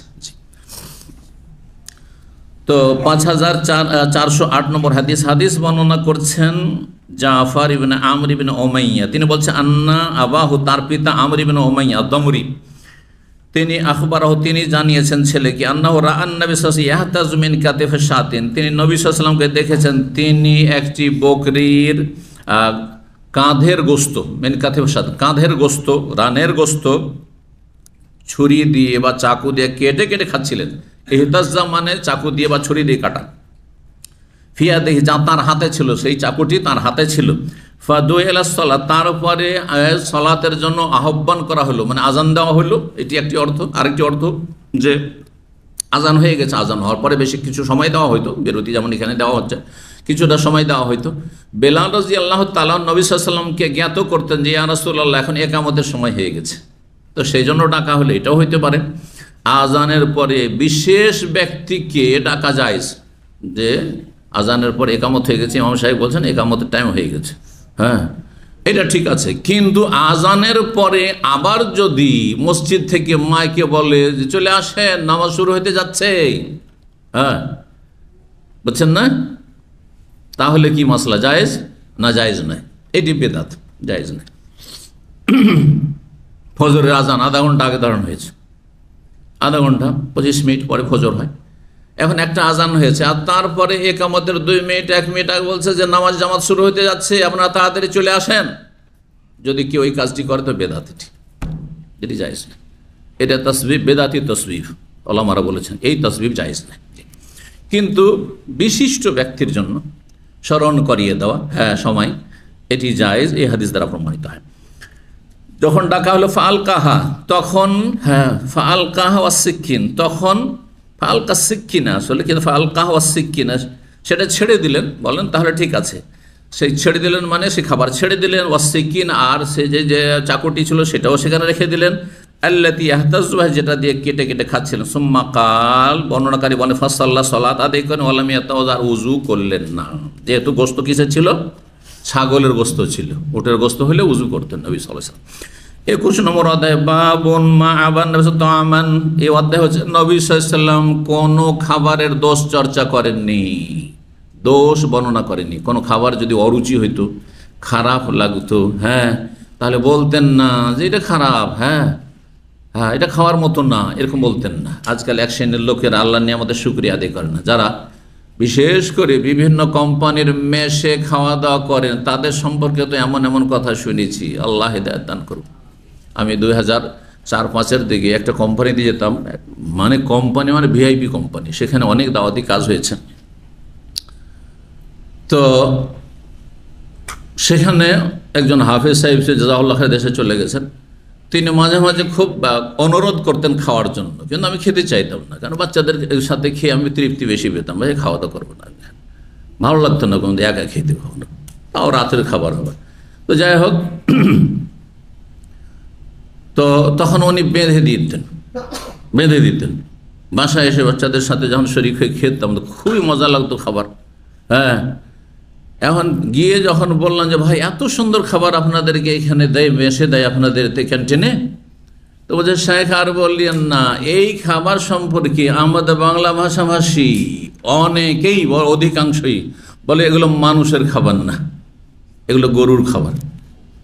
আর আমাকে এত ভালো লাগে, তাতে গোস্তও থাকে, কখনো কখনো মাছও থাকে, তাছাড়া সবজিও থাকে, আবার ডালও থাকে। হ্যাঁ, তো এত সুন্দর খাবার পেয়েও আল্লাহ শুকরিয়া আদায় দেয়।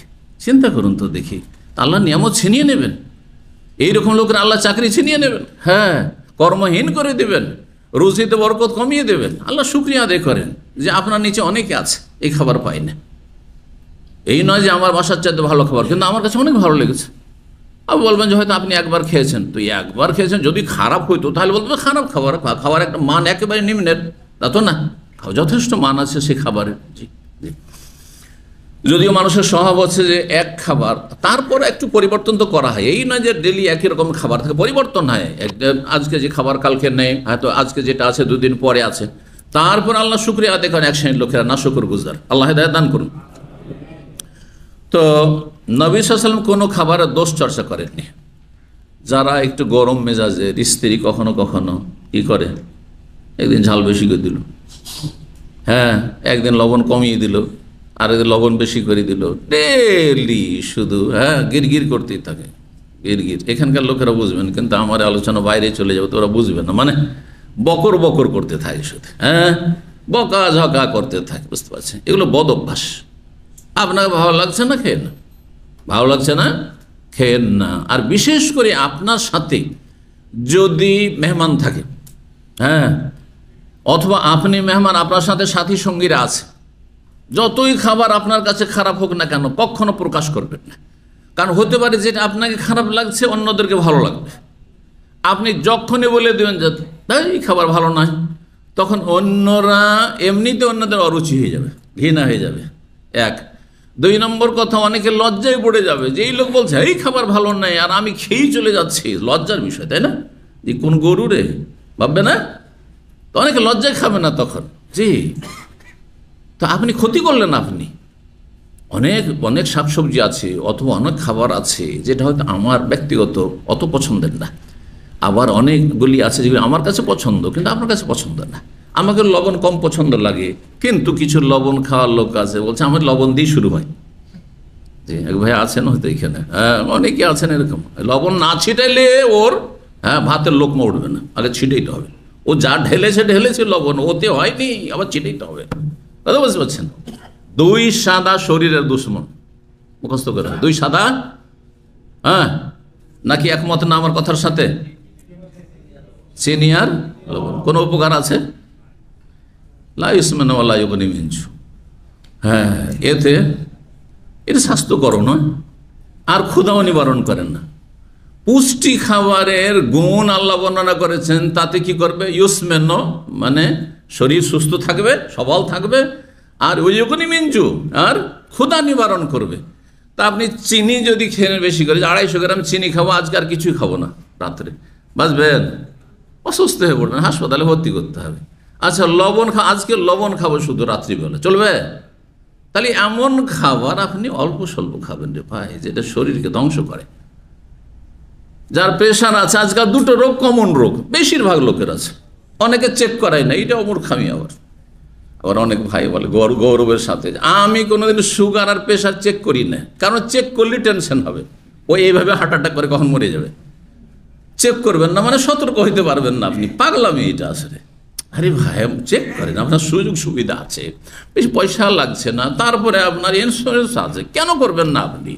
হ্যাঁ, এটা ভুল কথা যে আমি চেক করে না, খুব ভালো, টেনশন মুক্ত আছি, কিন্তু এদিকে যে আপনার বিপদ ঘনিয়ে এসছে বুঝছেন না আপনি, সতর্ক হওয়ার কোনো সুযোগ নেই। হঠাৎ করে এমন হইল আর হাসপাতালে নিয়ে কাজ হইল না, মৃত ঘোষণা করে দেওয়া হইল। আগে থেকে একটু খুঁজো, হিজরকম আল্লাহ কোরআনে বলেছেন, সতর্কতা সাবধানতা অবলম্বন করো, কোরআনের নির্দেশ। এগুলো হচ্ছে মৌলিক নীতিমালা, উসুল কোরআনে কারীমের। সাবধান, যে কোনো জায়গায় সাবধান থাকো, ঝুঁকিপূর্ণ অবস্থায় যেও না। তো কথা হচ্ছে যে আজকালকার কমন দুটো রোগ হচ্ছে, একটি হচ্ছে প্রেসার, বিপি হাই হওয়া, আর একটি হচ্ছে সুগার। আর দুটোই ক্ষতি করে এই দুই সাদা, ঠিক কিনা? আমি যদি একদিন লবণওয়ালা তরকারি খাই তো প্রেশার হাই হয়ে যাবে। লবণ তরকারি জন্য খাই না, অভ্যাস করে নিয়েছি, বিষ লাগে আমাকে।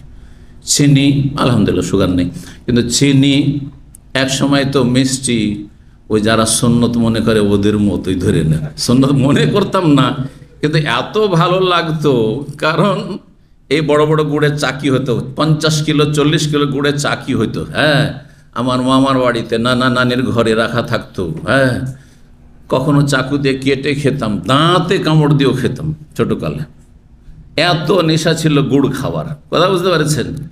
মিষ্টি আর এই সব যেসব মিষ্টি জাতীয় খাবার খুব পছন্দের ছিল, কিন্তু কয়েক বছর থেকে সতর্কতামূলক খুব কমই খাই, খুব কমই খাই। কিন্তু অসুবিধা কিছু নেই, আমি খেলে যে অসুবিধা আছে তাও নেই, আলহামদুলিল্লাহ। খাই আমি, আবার খেজুর খাই, খেজুর খুবই বেশি খাই।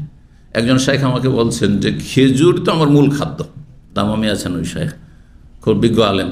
তো সাথে মাঝে মাঝে উঠা বসা হয় ওনার মসজিদে। তো বলেন যে আমার তো মূল খাদ্যই হচ্ছে খেজুর, এখনও যারা পরিষ্কার মানুষ। তো আমি খেজুর নিয়মিত সকালবেলা খাই, প্রায় 3টা থেকে 7টা পর্যন্ত। 3টে খেজুর খেয়ে আসুন, নাস্তার কাজ করে আপনার। আর 7টা খেয়ে তো আমি সাহারি খেয়েছি, এই কয়েক বছরে 7টা খেজুর খেয়ে আমি সাহারি করেছি, সারাদিন রোজা রেখেছি। অন্য দিনে যেদিন ভাত খেয়েছি, রুটি খেয়েছি, পরোটা খেয়েছি, তার চেয়ে অনেক বেশি সুস্থতা অনুভব করেছি এবং ভালো লেগেছে আমাকে, এনার্জি শরীরে থেকেছে। পরীক্ষিত জিনিস এগুলো, কিন্তু অভ্যাসের বিষয় রয়েছে। আপনি যদি সব যখন পেটের দিকে তাকান, যে এই পেটটা খালি হয়েছে, কিছু নাই রে, মায়া লাগছে পেটের উপর, তাই হবে? আপনি পুষ্টিকর খাবার খান। তো এই যে কথা বলছিলাম, যে লবণ আর আপনার এই চিনি, এগুলি খাবার পুষ্টিকর না, এগুলি হচ্ছে সহযোগী খাবার। মানে কোনো একটা খাবার স্বাদ লাগবে না, সেজন্য একটু লবণ দিতে হবে, স্বাদ লাগবে না সেজন্য একটু মিষ্টি দিতে হবে, কখনো মিষ্টি কখনো লোনা, এই আর কি। তো চলেন, নবী সাল্লাল্লাহু আলাইহি ওয়াসাল্লাম কোনো খাবারে দোষ চর্চা করতেন না, বড় হিকমত রয়েছে। সাথী সঙ্গীরা খেতে চাইবে, আমি যদি দোষ চর্চা শুরু করি তো সবাই হাত উঠিয়ে নেবে, খাবে না। অনেক সময় ডালে গন্ধ হয়ে যায়, সবজিতে হয়তো একটু গন্ধ হয়ে গেছে, হালকা গন্ধ, এই একটা মশলা শিখে নেন, কারণ মশলা জরুরি। খাবারে যদি গন্ধ হয়ে যায় তো খাবারটা কি হারাম হয়ে যায় না হালাল থাকে না মকরু? এটা হুকুম জানতে হবে, কারণ অনেক সময় রেখেছেন খাবার আর তারপরে সেই খাবার একটু যেন বাস চলে এসছে, বাস বুঝেন, মানে একটু গন্ধ যেন। তো সেটা যদি এত বেশি হয় যে সেটা শরীরের জন্য ক্ষতিকর, তাহলে খাবে না, খাওয়া জায়েজ নয় বলে আমার বলেছে। একেবারে দুর্গন্ধ পচে গেছে তাহলে হারাম, কারণ এটা শরীর ক্ষতি করবে, বড় ধরনের ক্ষতি করবে। কারো ক্ষতি হয় না সেটা ভিন্ন বিষয়, কিন্তু আসল হচ্ছে ক্ষতি করবে। আর যদি হালকা একটু গন্ধ এসছে, স্বাদটা পরিবর্তন হয়ে গেছে, অনেক সময় সবজি বা ডাল বা গোস্ত এরকম হয়, তো সেটা ফেলে দেবেন না, সেটা রুচি হলে খেয়ে নেবেন, অথবা আপনি না খেলে আর অন্যদের যাদের রুচি হবে তাদেরকে দিয়ে দেবেন, কারণ এতে কোনো ক্ষতি নেই এবং শরীয়তে কোনো বাধা নিষেধ নেই যে স্বাদ পরিবর্তন হলে বা একটু গন্ধ হইলে সেটা হারাম হয়ে যায়। জি, 5409 নম্বর হাদিস আবু হুরায়রা রাদিয়াল্লাহু তাআলা তিনি বলেন, মা বান নবী নবী সাল্লাল্লাহু আলাইহি ওয়াসাল্লাম কোনো খাবারের কখনো দোষ চর্চা করেননি। ইনিশতাহাহু আকালাহু, পছন্দ লাগলে রুচি হলে খেয়ে ফেলতেন। ওয়াইন কারিহা, যদি অপছন্দ হইতো তারা কাউ তাহলে ছেড়ে দিতেন, হাত উঠিয়ে নিতেন, কিন্তু কোনো দোষ বলতেন না যেটা খাওয়া যাবে না, এটা ভালো না, তো এটা ভালো না। 22 নম্বর বাবুন নাফখি ফিশ শাইরি, অধ্যায় হচ্ছে জবে ফুঁক দেওয়া। জব পিষে নেওয়ার পরে বা ভেঙে নেওয়ার পরে আটাতে শুধু ফুঁক দিয়ে খোসাগুলিকে, ভুসিগুলিকে উড়িয়ে দিলেন, চালনি দিয়ে বা চালনি দিয়ে চাললেন না। জি, কি বলেন আপনারা? চালন বলেন না চালনি বলেন না চালনি বলেন? চালনি, চালন। জি জি, বিভিন্ন ভাষা বিভিন্ন অঞ্চলে আছে, সবগুলি আছে।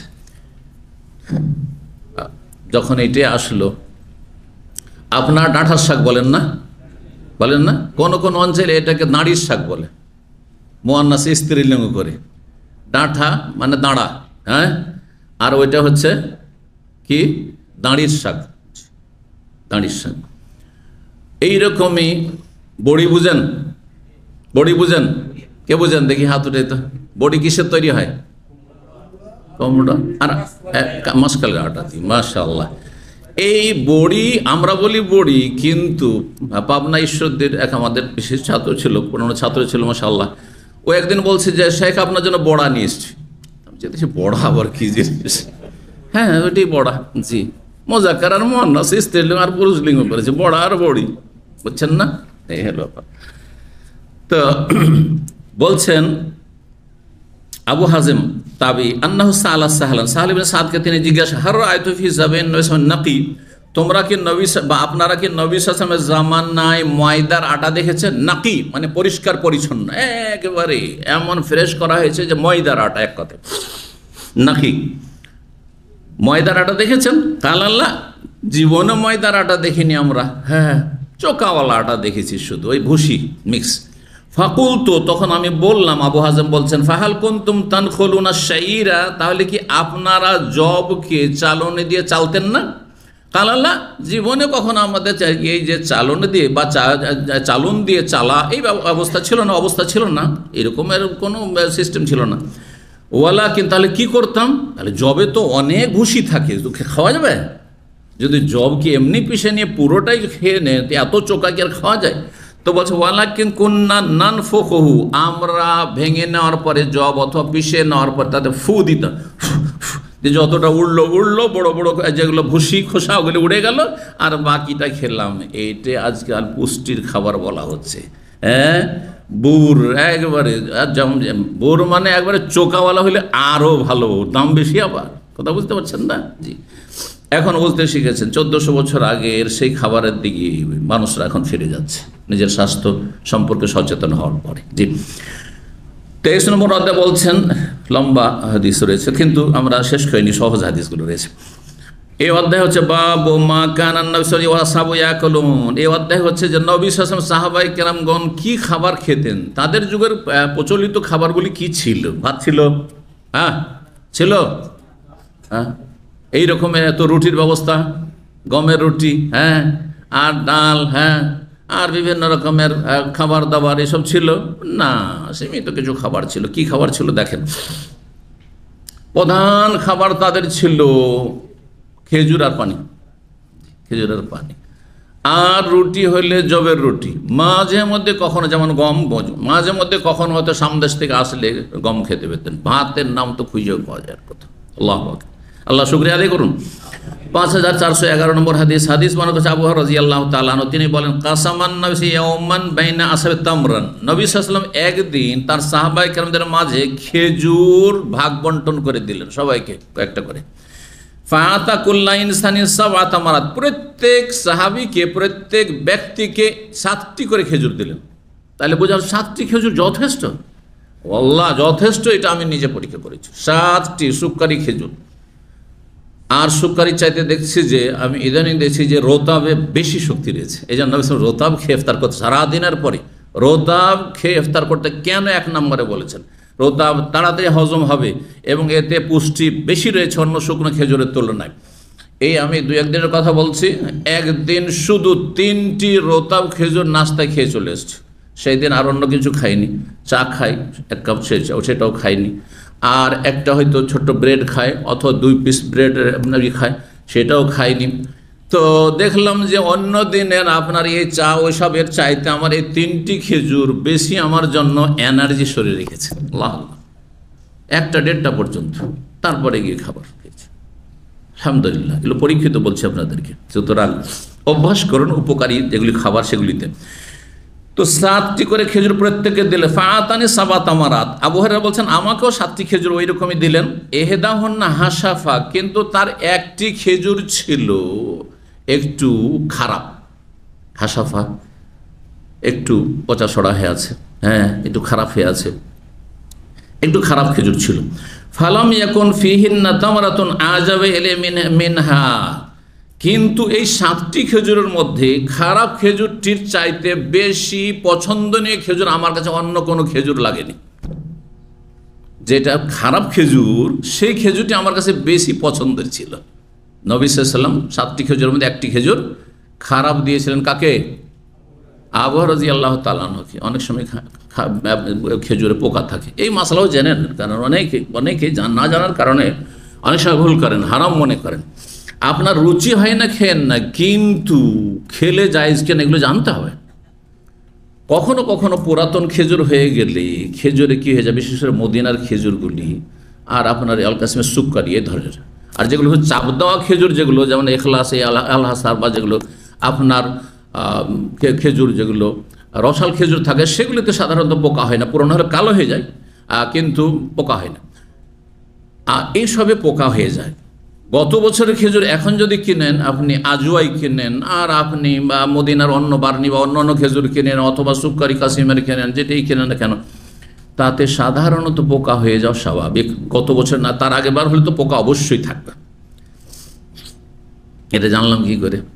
মদিনায় থেকেছি, খেজুরের হোলসেল মার্কেট হারামের পাশেই ছিল, তো যেতাম। সবাই তো বেমান না, ভালো মানুষও আছে, তাই না? ভালো মানুষও আছে, কিন্তু যারা ব্যবসায়ী, তো খেজুর কিন্তু বেশিরভাগ পোকাওয়ালা খেজুর পেতাম, কোনটা খারাপ হয়ে যেত। তো একদিন একজন আফগানি পেলাম, জাযাকাল্লাহ খায়র, যুবক ছেলে, কিন্তু দাড়িওয়ালা মানুষ। তো ভাবলাম যে এর কাছে সত্যতা একটু জানি, যে আমি পোকা থেকে বাঁচবো কী করে, কারণ অরুচি হয়ে যায়। একটা পোকা দেখলে বাকি আর অন্যগুলো মানে নিতেই ভয় লাগে, যেন এটা অভ্যাস। তো জিজ্ঞেস করলাম যে আচ্ছা, আমি পোকামুক্ত খেজুর কেমন করে বুঝবো?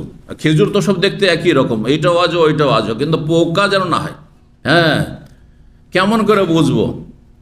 তো বললেন যে জিজ্ঞেস করবেন যে এই বছরের খেজুর কোনটা, অথবা আপনি দেখবেন এই খেজুরটা ফ্রেশ এই বছরে লাগছে কিনা। যদি নতুন খেজুর হয় তাহলে কখনো তাতে পোকা থাকবে না। আর গত বছর বা তার আগের বছরগুলির যদি খেজুর হয়, যতই কোয়ালিটি ভালো হোক না কেন, তাতে পোকা থাকা স্বাভাবিক। জি, বুঝতে পেরেছেন? জি। তো পোকা যদি পেয়ে যান কোনো খেজুরে, তো সেই খেজুর খাওয়া জায়েজ কি না? উত্তর দেবেন আপনারা, মুফতি। হ্যাঁ, যে বলবে হাত তুলবে। হ্যাঁ, জায়েজ। আচ্ছা, এমনি গুলি ছুড়লেন। হ্যাঁ, আচ্ছা, পোকা ফেলে দিয়ে খাওয়া জায়েজ না পোকা সহ খাওয়া জায়েজ? এখন আরেক মাসলা। হ্যাঁ, ফেলে দিয়ে কে বলছে পোকা সহ খাওয়া যাবে না? হ্যাঁ, আচ্ছা, রুচি হয় না সেটা তো, কারো যদি গরু রুচি না হয়, হ্যাঁ, এই গন্ধের, হ্যাঁ, পাঁঠার গোস্ত অনেকে রুচি হয় না, তো বলে হারাম কত দিয়ে দেবেন নাকি? কথা বুঝতে পেরেছেন? ওটা ভিন্ন বিষয়। তো যদি পোকা থাকে, সাদা পোকা, এই যে সাদা পোকাগুলো থাকছে, দেখতে অরুচিকর, কিন্তু আপনি দেখলেন না, আপনি খেয়ে ফেললেন, আপনি জায়েজ কিনা? না হারাম খেয়ে ফেললেন? জায়েজ। আপনার রুচি হয়তো খেতে পারেন, অথবা না দেখে খেতে পারেন। হ্যাঁ, না দেখে খেতে পারেন। জি, যে খেতে পারবে। আর যদি রুচি হয় আপনি ফেলে দেন, রুচি না হয়, অরুচি হয়, তাহলে আপনি খেয়ে না। কারণ অরুচি হওয়ার পরেও যদি খান, তাহলে শরীরের ক্ষতি হতে পারে, শরীর স্বাস্থ্যের সেটাতে ক্ষতি করতে পারে। জি, তাহলে মাসলা হিসাবে জানি না, কারণ এতে রক্ত নেই। এই যে পোকা, সাদা পোকা, যদিও অরুচির, কিন্তু এর মধ্যে কোনো রক্ত আছে? রক্ত নেই। তো খারাপ লাগছে, অনেক সময় অভাব থাকতে পারে। মাসলা এই জন্য জানতে হবে যে আজকে না হয় আপনি সচ্ছল, কিন্তু এমন পরিস্থিতি আজকে ফিলিস্তিনে, গাজায় মুসলিম ভাই বোন তাদের কচি কাচারা খাবার পাচ্ছেন না। আল্লাহ না করে এরকম পরিস্থিতি হয়, যাদের এরকম পরিস্থিতি হয়েছে তাদের কাছে যদি পোকাওয়ালা খেজুর থাকে, আর সে ফেলতে থাকবে না খাবে? তাহলে হুকুম জানতে হবে তাকে, যে হারাম হলে খাওয়া চলবে না, তাহলে হ্যাঁ, অন্য কিছু তলাশ করতে হবে। হারাম নয়, যদি রুচি হয় খান, আর না হলে খেয়েন না। আমরা মালদহের মানুষ, আর মালদহি আম বুঝেন তো, ফজলি আম, এই বড় বড়, হ্যাঁ, গাছ পাকা আম। আমরা অনেক সময় 2 কিলো 2.5 কিলোর বড় আম হইতো এক সময়। তো গাছ থেকে বেড়েও খেয়েছি ফজলি আমই মালদাহি আম। কোনো এলাকায় মালদাহিয়া বুঝে, আর আসলে নাম হচ্ছে এটা ফজলি আম। আর একটি নাম আছে ওর, কলম আম, ওটাকে আমরা আবার কলমও বলতো আঞ্চলিক ভাষা। তো এই আম আমরা খেতাম। আমি কখনো কখনো খুব বেশি পেকে গেলে পোকা হয়ে যায়। তো এগুলো গ্রামে গঞ্জের মূর্খদের কথা, হ্যাঁ, মহিলাদের কথা আর মূর্খদের কথা শুনতাম, যে কলকাতার লোকেরা রাত্রে আম খায়। হাসার কথা, এগুলো ছোটকালকার কথা বলছি আপনাদের, হ্যাঁ, যাতে অভিজ্ঞতা হয়। হ্যাঁ, যে আমাদের সমাজে কুসংস্কার, জেহালাত আর ভুল ধারণা অনেক আছে। কলকাতার লোকেরা রাত্রে আম খায়, তো কেন? তো বলছে ওই যে আম বেশি পেকে গিয়ে এখান থেকে যেতে মালদহ থেকে 300-350 কিলোমিটার কলকাতা যেতে যেতে আম পেকে পচে যায়, তখন ওতে পোকা হয়ে যায়। এখন পয়সা দিয়ে তারা তো আমাদের মতো ফ্রি আম খেতে পায় না, আমরা ফ্রি আম পাই, তারা তো ফ্রি খেতে পায় না, সুতরাং কিনতে হয়। তো কিনবে পয়সা দিয়ে আর ফেলে দিবে পোকা দেখে, এই জন্য রাত্রে খায় সব সহ। কথা বুঝতে পেরেছেন? এগুলো হাস্যকর গাল গল্প সমাজের। যাই হোক, কিছু আজকে গাল গল্প শুনিয়ে দিলাম, আল্লাহ মাফ করুন, কিন্তু উপকারের জন্য। যদি রুচি হয় আর সামান্য হয় খেতে পারেন, কিন্তু যদি খুব বেশি হয় অরুচি করে কখনো কোনো কিছু খাবেন না। জবরদস্তি, অনেক মূর্খ বাপ আছে, মা আছে, জবরদস্তি ছেলেকে খাওয়াবে, মেয়েকে খাওয়াবে, ও খেতে চাই না, সবজি খেতে চাই না, তুই খাবি না, ভাত থালা টেনে নিল, এইটাই হবে তোকে, তোর বাপকে খেতে হবে। আস্তাগফিরুল্লাহ।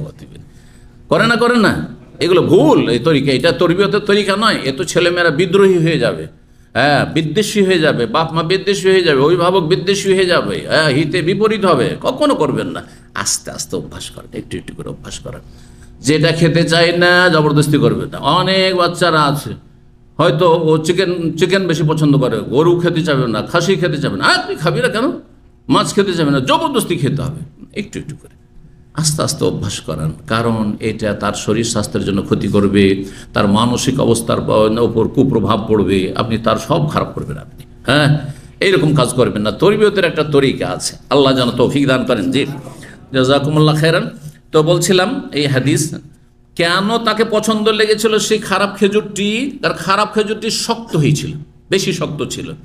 নরম ছিল যে 6টি খেজুর, নরম খেজুর তো তাড়াতাড়ি করে তিনি চিবিয়ে খেয়ে ফেলেছেন, তো পেটে চলে গেছে। কিন্তু এই খেজুরটি কেন বেশি পছন্দ, খারাপ খেজুরটি? বলছে সাদ্দাত ফি মাদাগি, আমার মাড়িতে বা আমার দাঁতে সেটা শক্ত হয়ে দীর্ঘ সময় লেগেছিল, তাই একটু মিষ্টি মিষ্টি ভাবটা দীর্ঘ সময় পেয়েছি, আর চুষতে থেকেছি দীর্ঘ সময়, তো আমার ক্ষুধাটা মিটেছে, এই জন্য আমাকে বেশি মজা লেগেছে। প্রচণ্ড ক্ষুধার সময় যদি হাওয়াই লাড্ডু দেওয়া হয়, হাওয়াই লাড্ডু বুঝেন তো না, কারণ তো খেয়েছেন, তো মুখে দিতে দিতে শেষ, তো ভালো লাগবে, কিন্তু শক্ত জিনিস একটু করে চুষতে আছেন যতক্ষণ ধরে। ছোট বাচ্চারা ওই আপনার চকলেট কেন অনেকক্ষণ ধরে চুষতে থাকে, কারণ ওতে একটা মজা আছে যে অনেকক্ষণ ধরে চুষছে না। তো আবু হুরায়রার অবস্থা এরকম ছিল যে এত ক্ষুধা, যে ক্ষুধায় ওই শক্ত খেজুরটি, যেটা খারাপ খেজুর, ওইটা বেশি এই জন্য মজা লেগেছে যে ওতে আমার ক্ষুধাটা বেশি নিবারণ করেছে দীর্ঘক্ষণ ধরে। এই জন্য আস্তে ধীরে যারা খায় তাদের ক্ষুধা বেশি মিটে, আর যারা ধাই ধাই ধাই ধাই ধাই এক্সপ্রেস খায়, হ্যাঁ, তাদের খাই মিটে না, পেট ভরে না, পেট ভরলে মন ভরে না, বেশি খেয়ে ফেলে। বেশি খাওয়ার পরেও তাদের মন ভরে না, আরও খেতে করে, আরও খেতে ইচ্ছা করে। কথা বলছেন না? তো এই জন্য আস্তে ধীরে খাবেন, এটি উপকারী। 5412 নম্বর হাদিস বর্ণনা করছে সাদ, বলছেন কালা রাআইতুনি সাবিয়া সাবআতিন, আমি 7 জন প্রথম সারির সাহাবায়ে কেরামদের 7ম ব্যক্তি, মা রাসূলুল্লাহ সাল্লাল্লাহু আলাইহি ওয়াসাল্লাম, রাসূলুল্লাহ সাল্লাল্লাহু আলাইহি ওয়াসাল্লামের সাথে। এটা সফরের ঘটনা, মানে 7 জন ছিলেন সেই সফরে। বলছেন 7 জনের 7ম ছিলাম আমি, সাহল ইবনে সাদ, যেহেতু আনসারী, এটা মক্কার ঘটনা নয়, মদিনা, কিন্তু একটা সফরের ঘটনা। 7 জনে আমি 7ম ব্যক্তি ছিলাম, আর খাবার দাবার সব শেষ হয়ে গেছে, সফরের পাথেও সব শেষ হয়ে গেছে। মালানা তো আমন, কোনো খাবার ছিল না, ইল্লা ওয়ারাকুল হোবলাতে আবিল হাবালাতে, 2 রকম পড়া যায়, হোবলাও পড়া যায় আর হাবালাও পড়া যায়। জি, বাবলার গাছ বুঝলেন? বাবলার গাছ জানেন তো? কে জানে একটু হাত উঠাই, মাশাআল্লাহ বুঝেন, কাঁটা হলে একটু বড়ই গাছের কাছাকাছি, কিন্তু বাবলা অন্যরকম। একটু বাবলার গাছের পাতা ছাড়া আরব মরুভূমিতে, মক্কা মদিনার মাঝে এইসব এলাকাগুলিতে এই ধরনের গাছগুলো হালকা কাঁটা কাটা থাকে, বাবলার গাছ, এই ধরনের গাছগুলি থাকে। তো এখন কি করব, অনাহারে কিছুই নেই, তখন আমরা এই গাছের পাতা, বাবলা গাছের পাতা খেতে লাগলাম। হাত্তা, পাতা খাওয়ার কারণে কি হয়েছে, হাত্তা ইয়াদা আহাদনা মাতাওসা, আমাদের এই 7 জন, আমরা এই বাবলা গাছের পাতা খাওয়ার কারণে আমাদের পায়খানাগুলি বকরির নেদির মতো হইতো। আল্লাহু আকবার। বকরির নেদি এরকম কেন হয়? কারণ ঘাস খায় সেই জন্য, পাতা খায় সেই জন্য। ঠিক আমাদের এই পাতা খায় এরকম হয়েছিল। সুম্মা আসবাহাত, এত কষ্ট করেছি ইসলামের খেদমতে, জিহাদের পথে, আর এই সফরে নবী সাল্লাল্লাহু আলাইহি সাথে। তারপরে সাদ বিন আবি ওয়াক্কাস, ইনসানি সাদ বিন আবি ওয়াক্কাস তিনি, জি সাদ বিন মুআয না কি বলেছিলাম তখন, শুধু সাদ বলেছিলাম মনে হয়। সাদ বিন আবি ওয়াক্কাস রাদিয়াল্লাহু তাআলা আনহু, ভুল হয়েছে তাহলে, ইনি আনসারী না, ইনি হচ্ছেন সাদ বিন আবি ওয়াক্কাস রাদিয়াল্লাহু তাআলা আনহু, যিনি বিশিষ্ট সাহাবী এবং আশরা মুবাশশারার অন্যতম, নবী সাল্লাল্লাহু আলাইহি সাল্লামের মামা সম্পর্কের ছিলেন সাদ বিন আবি ওয়াক্কাস। তার আবু ওয়াক্কাসের নাম ছিল মালিক, এই জন্য কোন কোন রিওয়ায়াত পাবেন সাদ বিন মালিক। 10 জন সাহাবী জানেন তো, জান্নাতের সুসংবাদ দিয়েছেন, তিরমিজির হাদিসে রয়েছে। 4 খলিফা, তারপরে বাকি আর 6 জন, 6 জনের বা 10 জনের একজন এই সাদ বিন ওয়াক্কাস। শুধু সাদ রয়েছে এইখানে, আগে যেহেতু সাহেল বিন সাদ, ওই জন্য হঠাৎ করে বলে ফেলি, সাহাল নাই সেখানে, শুধু সাদ। তো তাহলে সপ্তম ব্যক্তি ছিলাম, মানে আমি প্রথম দিকে ইসলাম গ্রহণ করেছিলাম। হ্যাঁ, আগের ব্যাখ্যাটি একবার ভুল ছিল। প্রথম দিকে ইসলাম গ্রহণ করেছি, 7 জনের সপ্তম ব্যক্তি আমি ছিলাম, মানে আবু বকর, আর এইরকমই খাদিজা, আলী, আর এইভাবে যা প্রথম দিকে 1 2 করতে করতে সপ্তম ব্যক্তি আমি ছিলাম। আর এমন আমরা কষ্ট করেছি, এক সময় কোনো খাবার দাবার ছিল না, তার মধ্যে একটা শেবে আবি তালেবে যখন বয়কট করেছিল মক্কার লোক, তখনকার কষ্ট, তখনকার ঘটনা হইতে পারে। তো আমরা কি খেয়েছি, সেই সময় বাবলার পাতা আমরা খেয়েছি, যার ফলে আমাদের পায়খানা হয়তো বকরির নেদির মতো, মাতা যাও শাহ, বকরির নেদির মতো।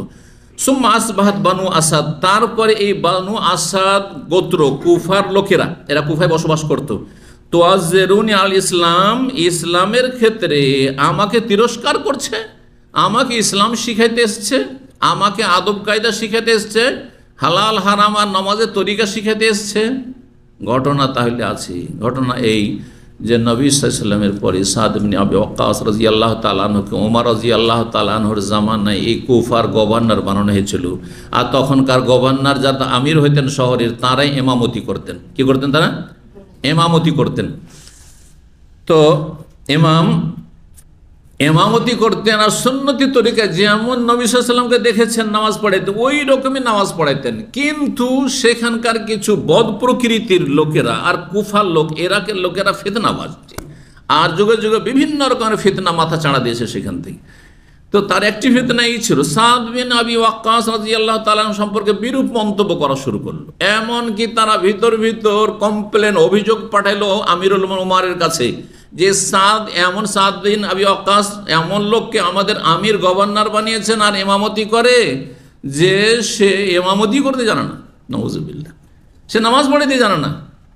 3টি অভিযোগ করেছে। ইন্নাহু লা ইউহসিনু বিস-সালাতি, সে ভালো করে নামাজ পড়ায় না, নামাজ পড়াইতে জানে না। আর ওয়ালা ইয়াকসু বিস-সাবিয়া, গনিমতের ধন সম্পদ আছে, বাইতুল মালের ধন সম্পদ, হ্যাঁ, ভাগ বন্টনে অবিচার করে, স্বজন প্রীতি করে, ঠিকভাবে বন্টন করে না, নাইনসাফি করে। ওয়ালা ইয়াদলু বিল কাজিয়া, কোনো কেস এর ক্ষেত্রে, কোনো সমস্যার ক্ষেত্রে তিনি ইনসাফ, সুবিচার করেন না, নাই বিচার করেন না, অবিচার করেন। 3টি একবার ডাহা মিথ্যা কথা ছিল। ওমর রাদিয়াল্লাহু তাআলা সাদ বিন আবি ওয়াক্কাসকে ডেকে পাঠালেন যে তুমি আসো, তোমার বিরুদ্ধে কমপ্লেন হয়েছে। মদিনায় আসলেন, তার কাছ থেকে শুনলেন, তিনি বললেন কসম করে যে যেইভাবে আমি নিজে স্বচক্ষে দেখেছি নামাজ পড়াইতে, সেভাবে নামাজ পড়াই, আর আমি ইনসাফের সাথে আমি বিচার করি, আর তারপরে মানুষের মাঝে আমি ঠিকভাবে বন্টন করি। এক কথায় নিজের ডিফেন্স করলেন। আর তারপরে তখন তদন্তের জন্য পাঠালেন এখানে ওমর রাদিয়াল্লাহু, দেখি একটু তদন্ত করা যাক, সরকারি দায়িত্ব হচ্ছে তাহলে সরজমিনে তদন্ত করা। তদন্তে এসে জিজ্ঞাসা করা শুরু হলো, কিন্তু কেউ কথা বলছে না এখন সাদ বিন আবি ওয়াক্কাসের বিরুদ্ধে, কোনো কথা বলছে না।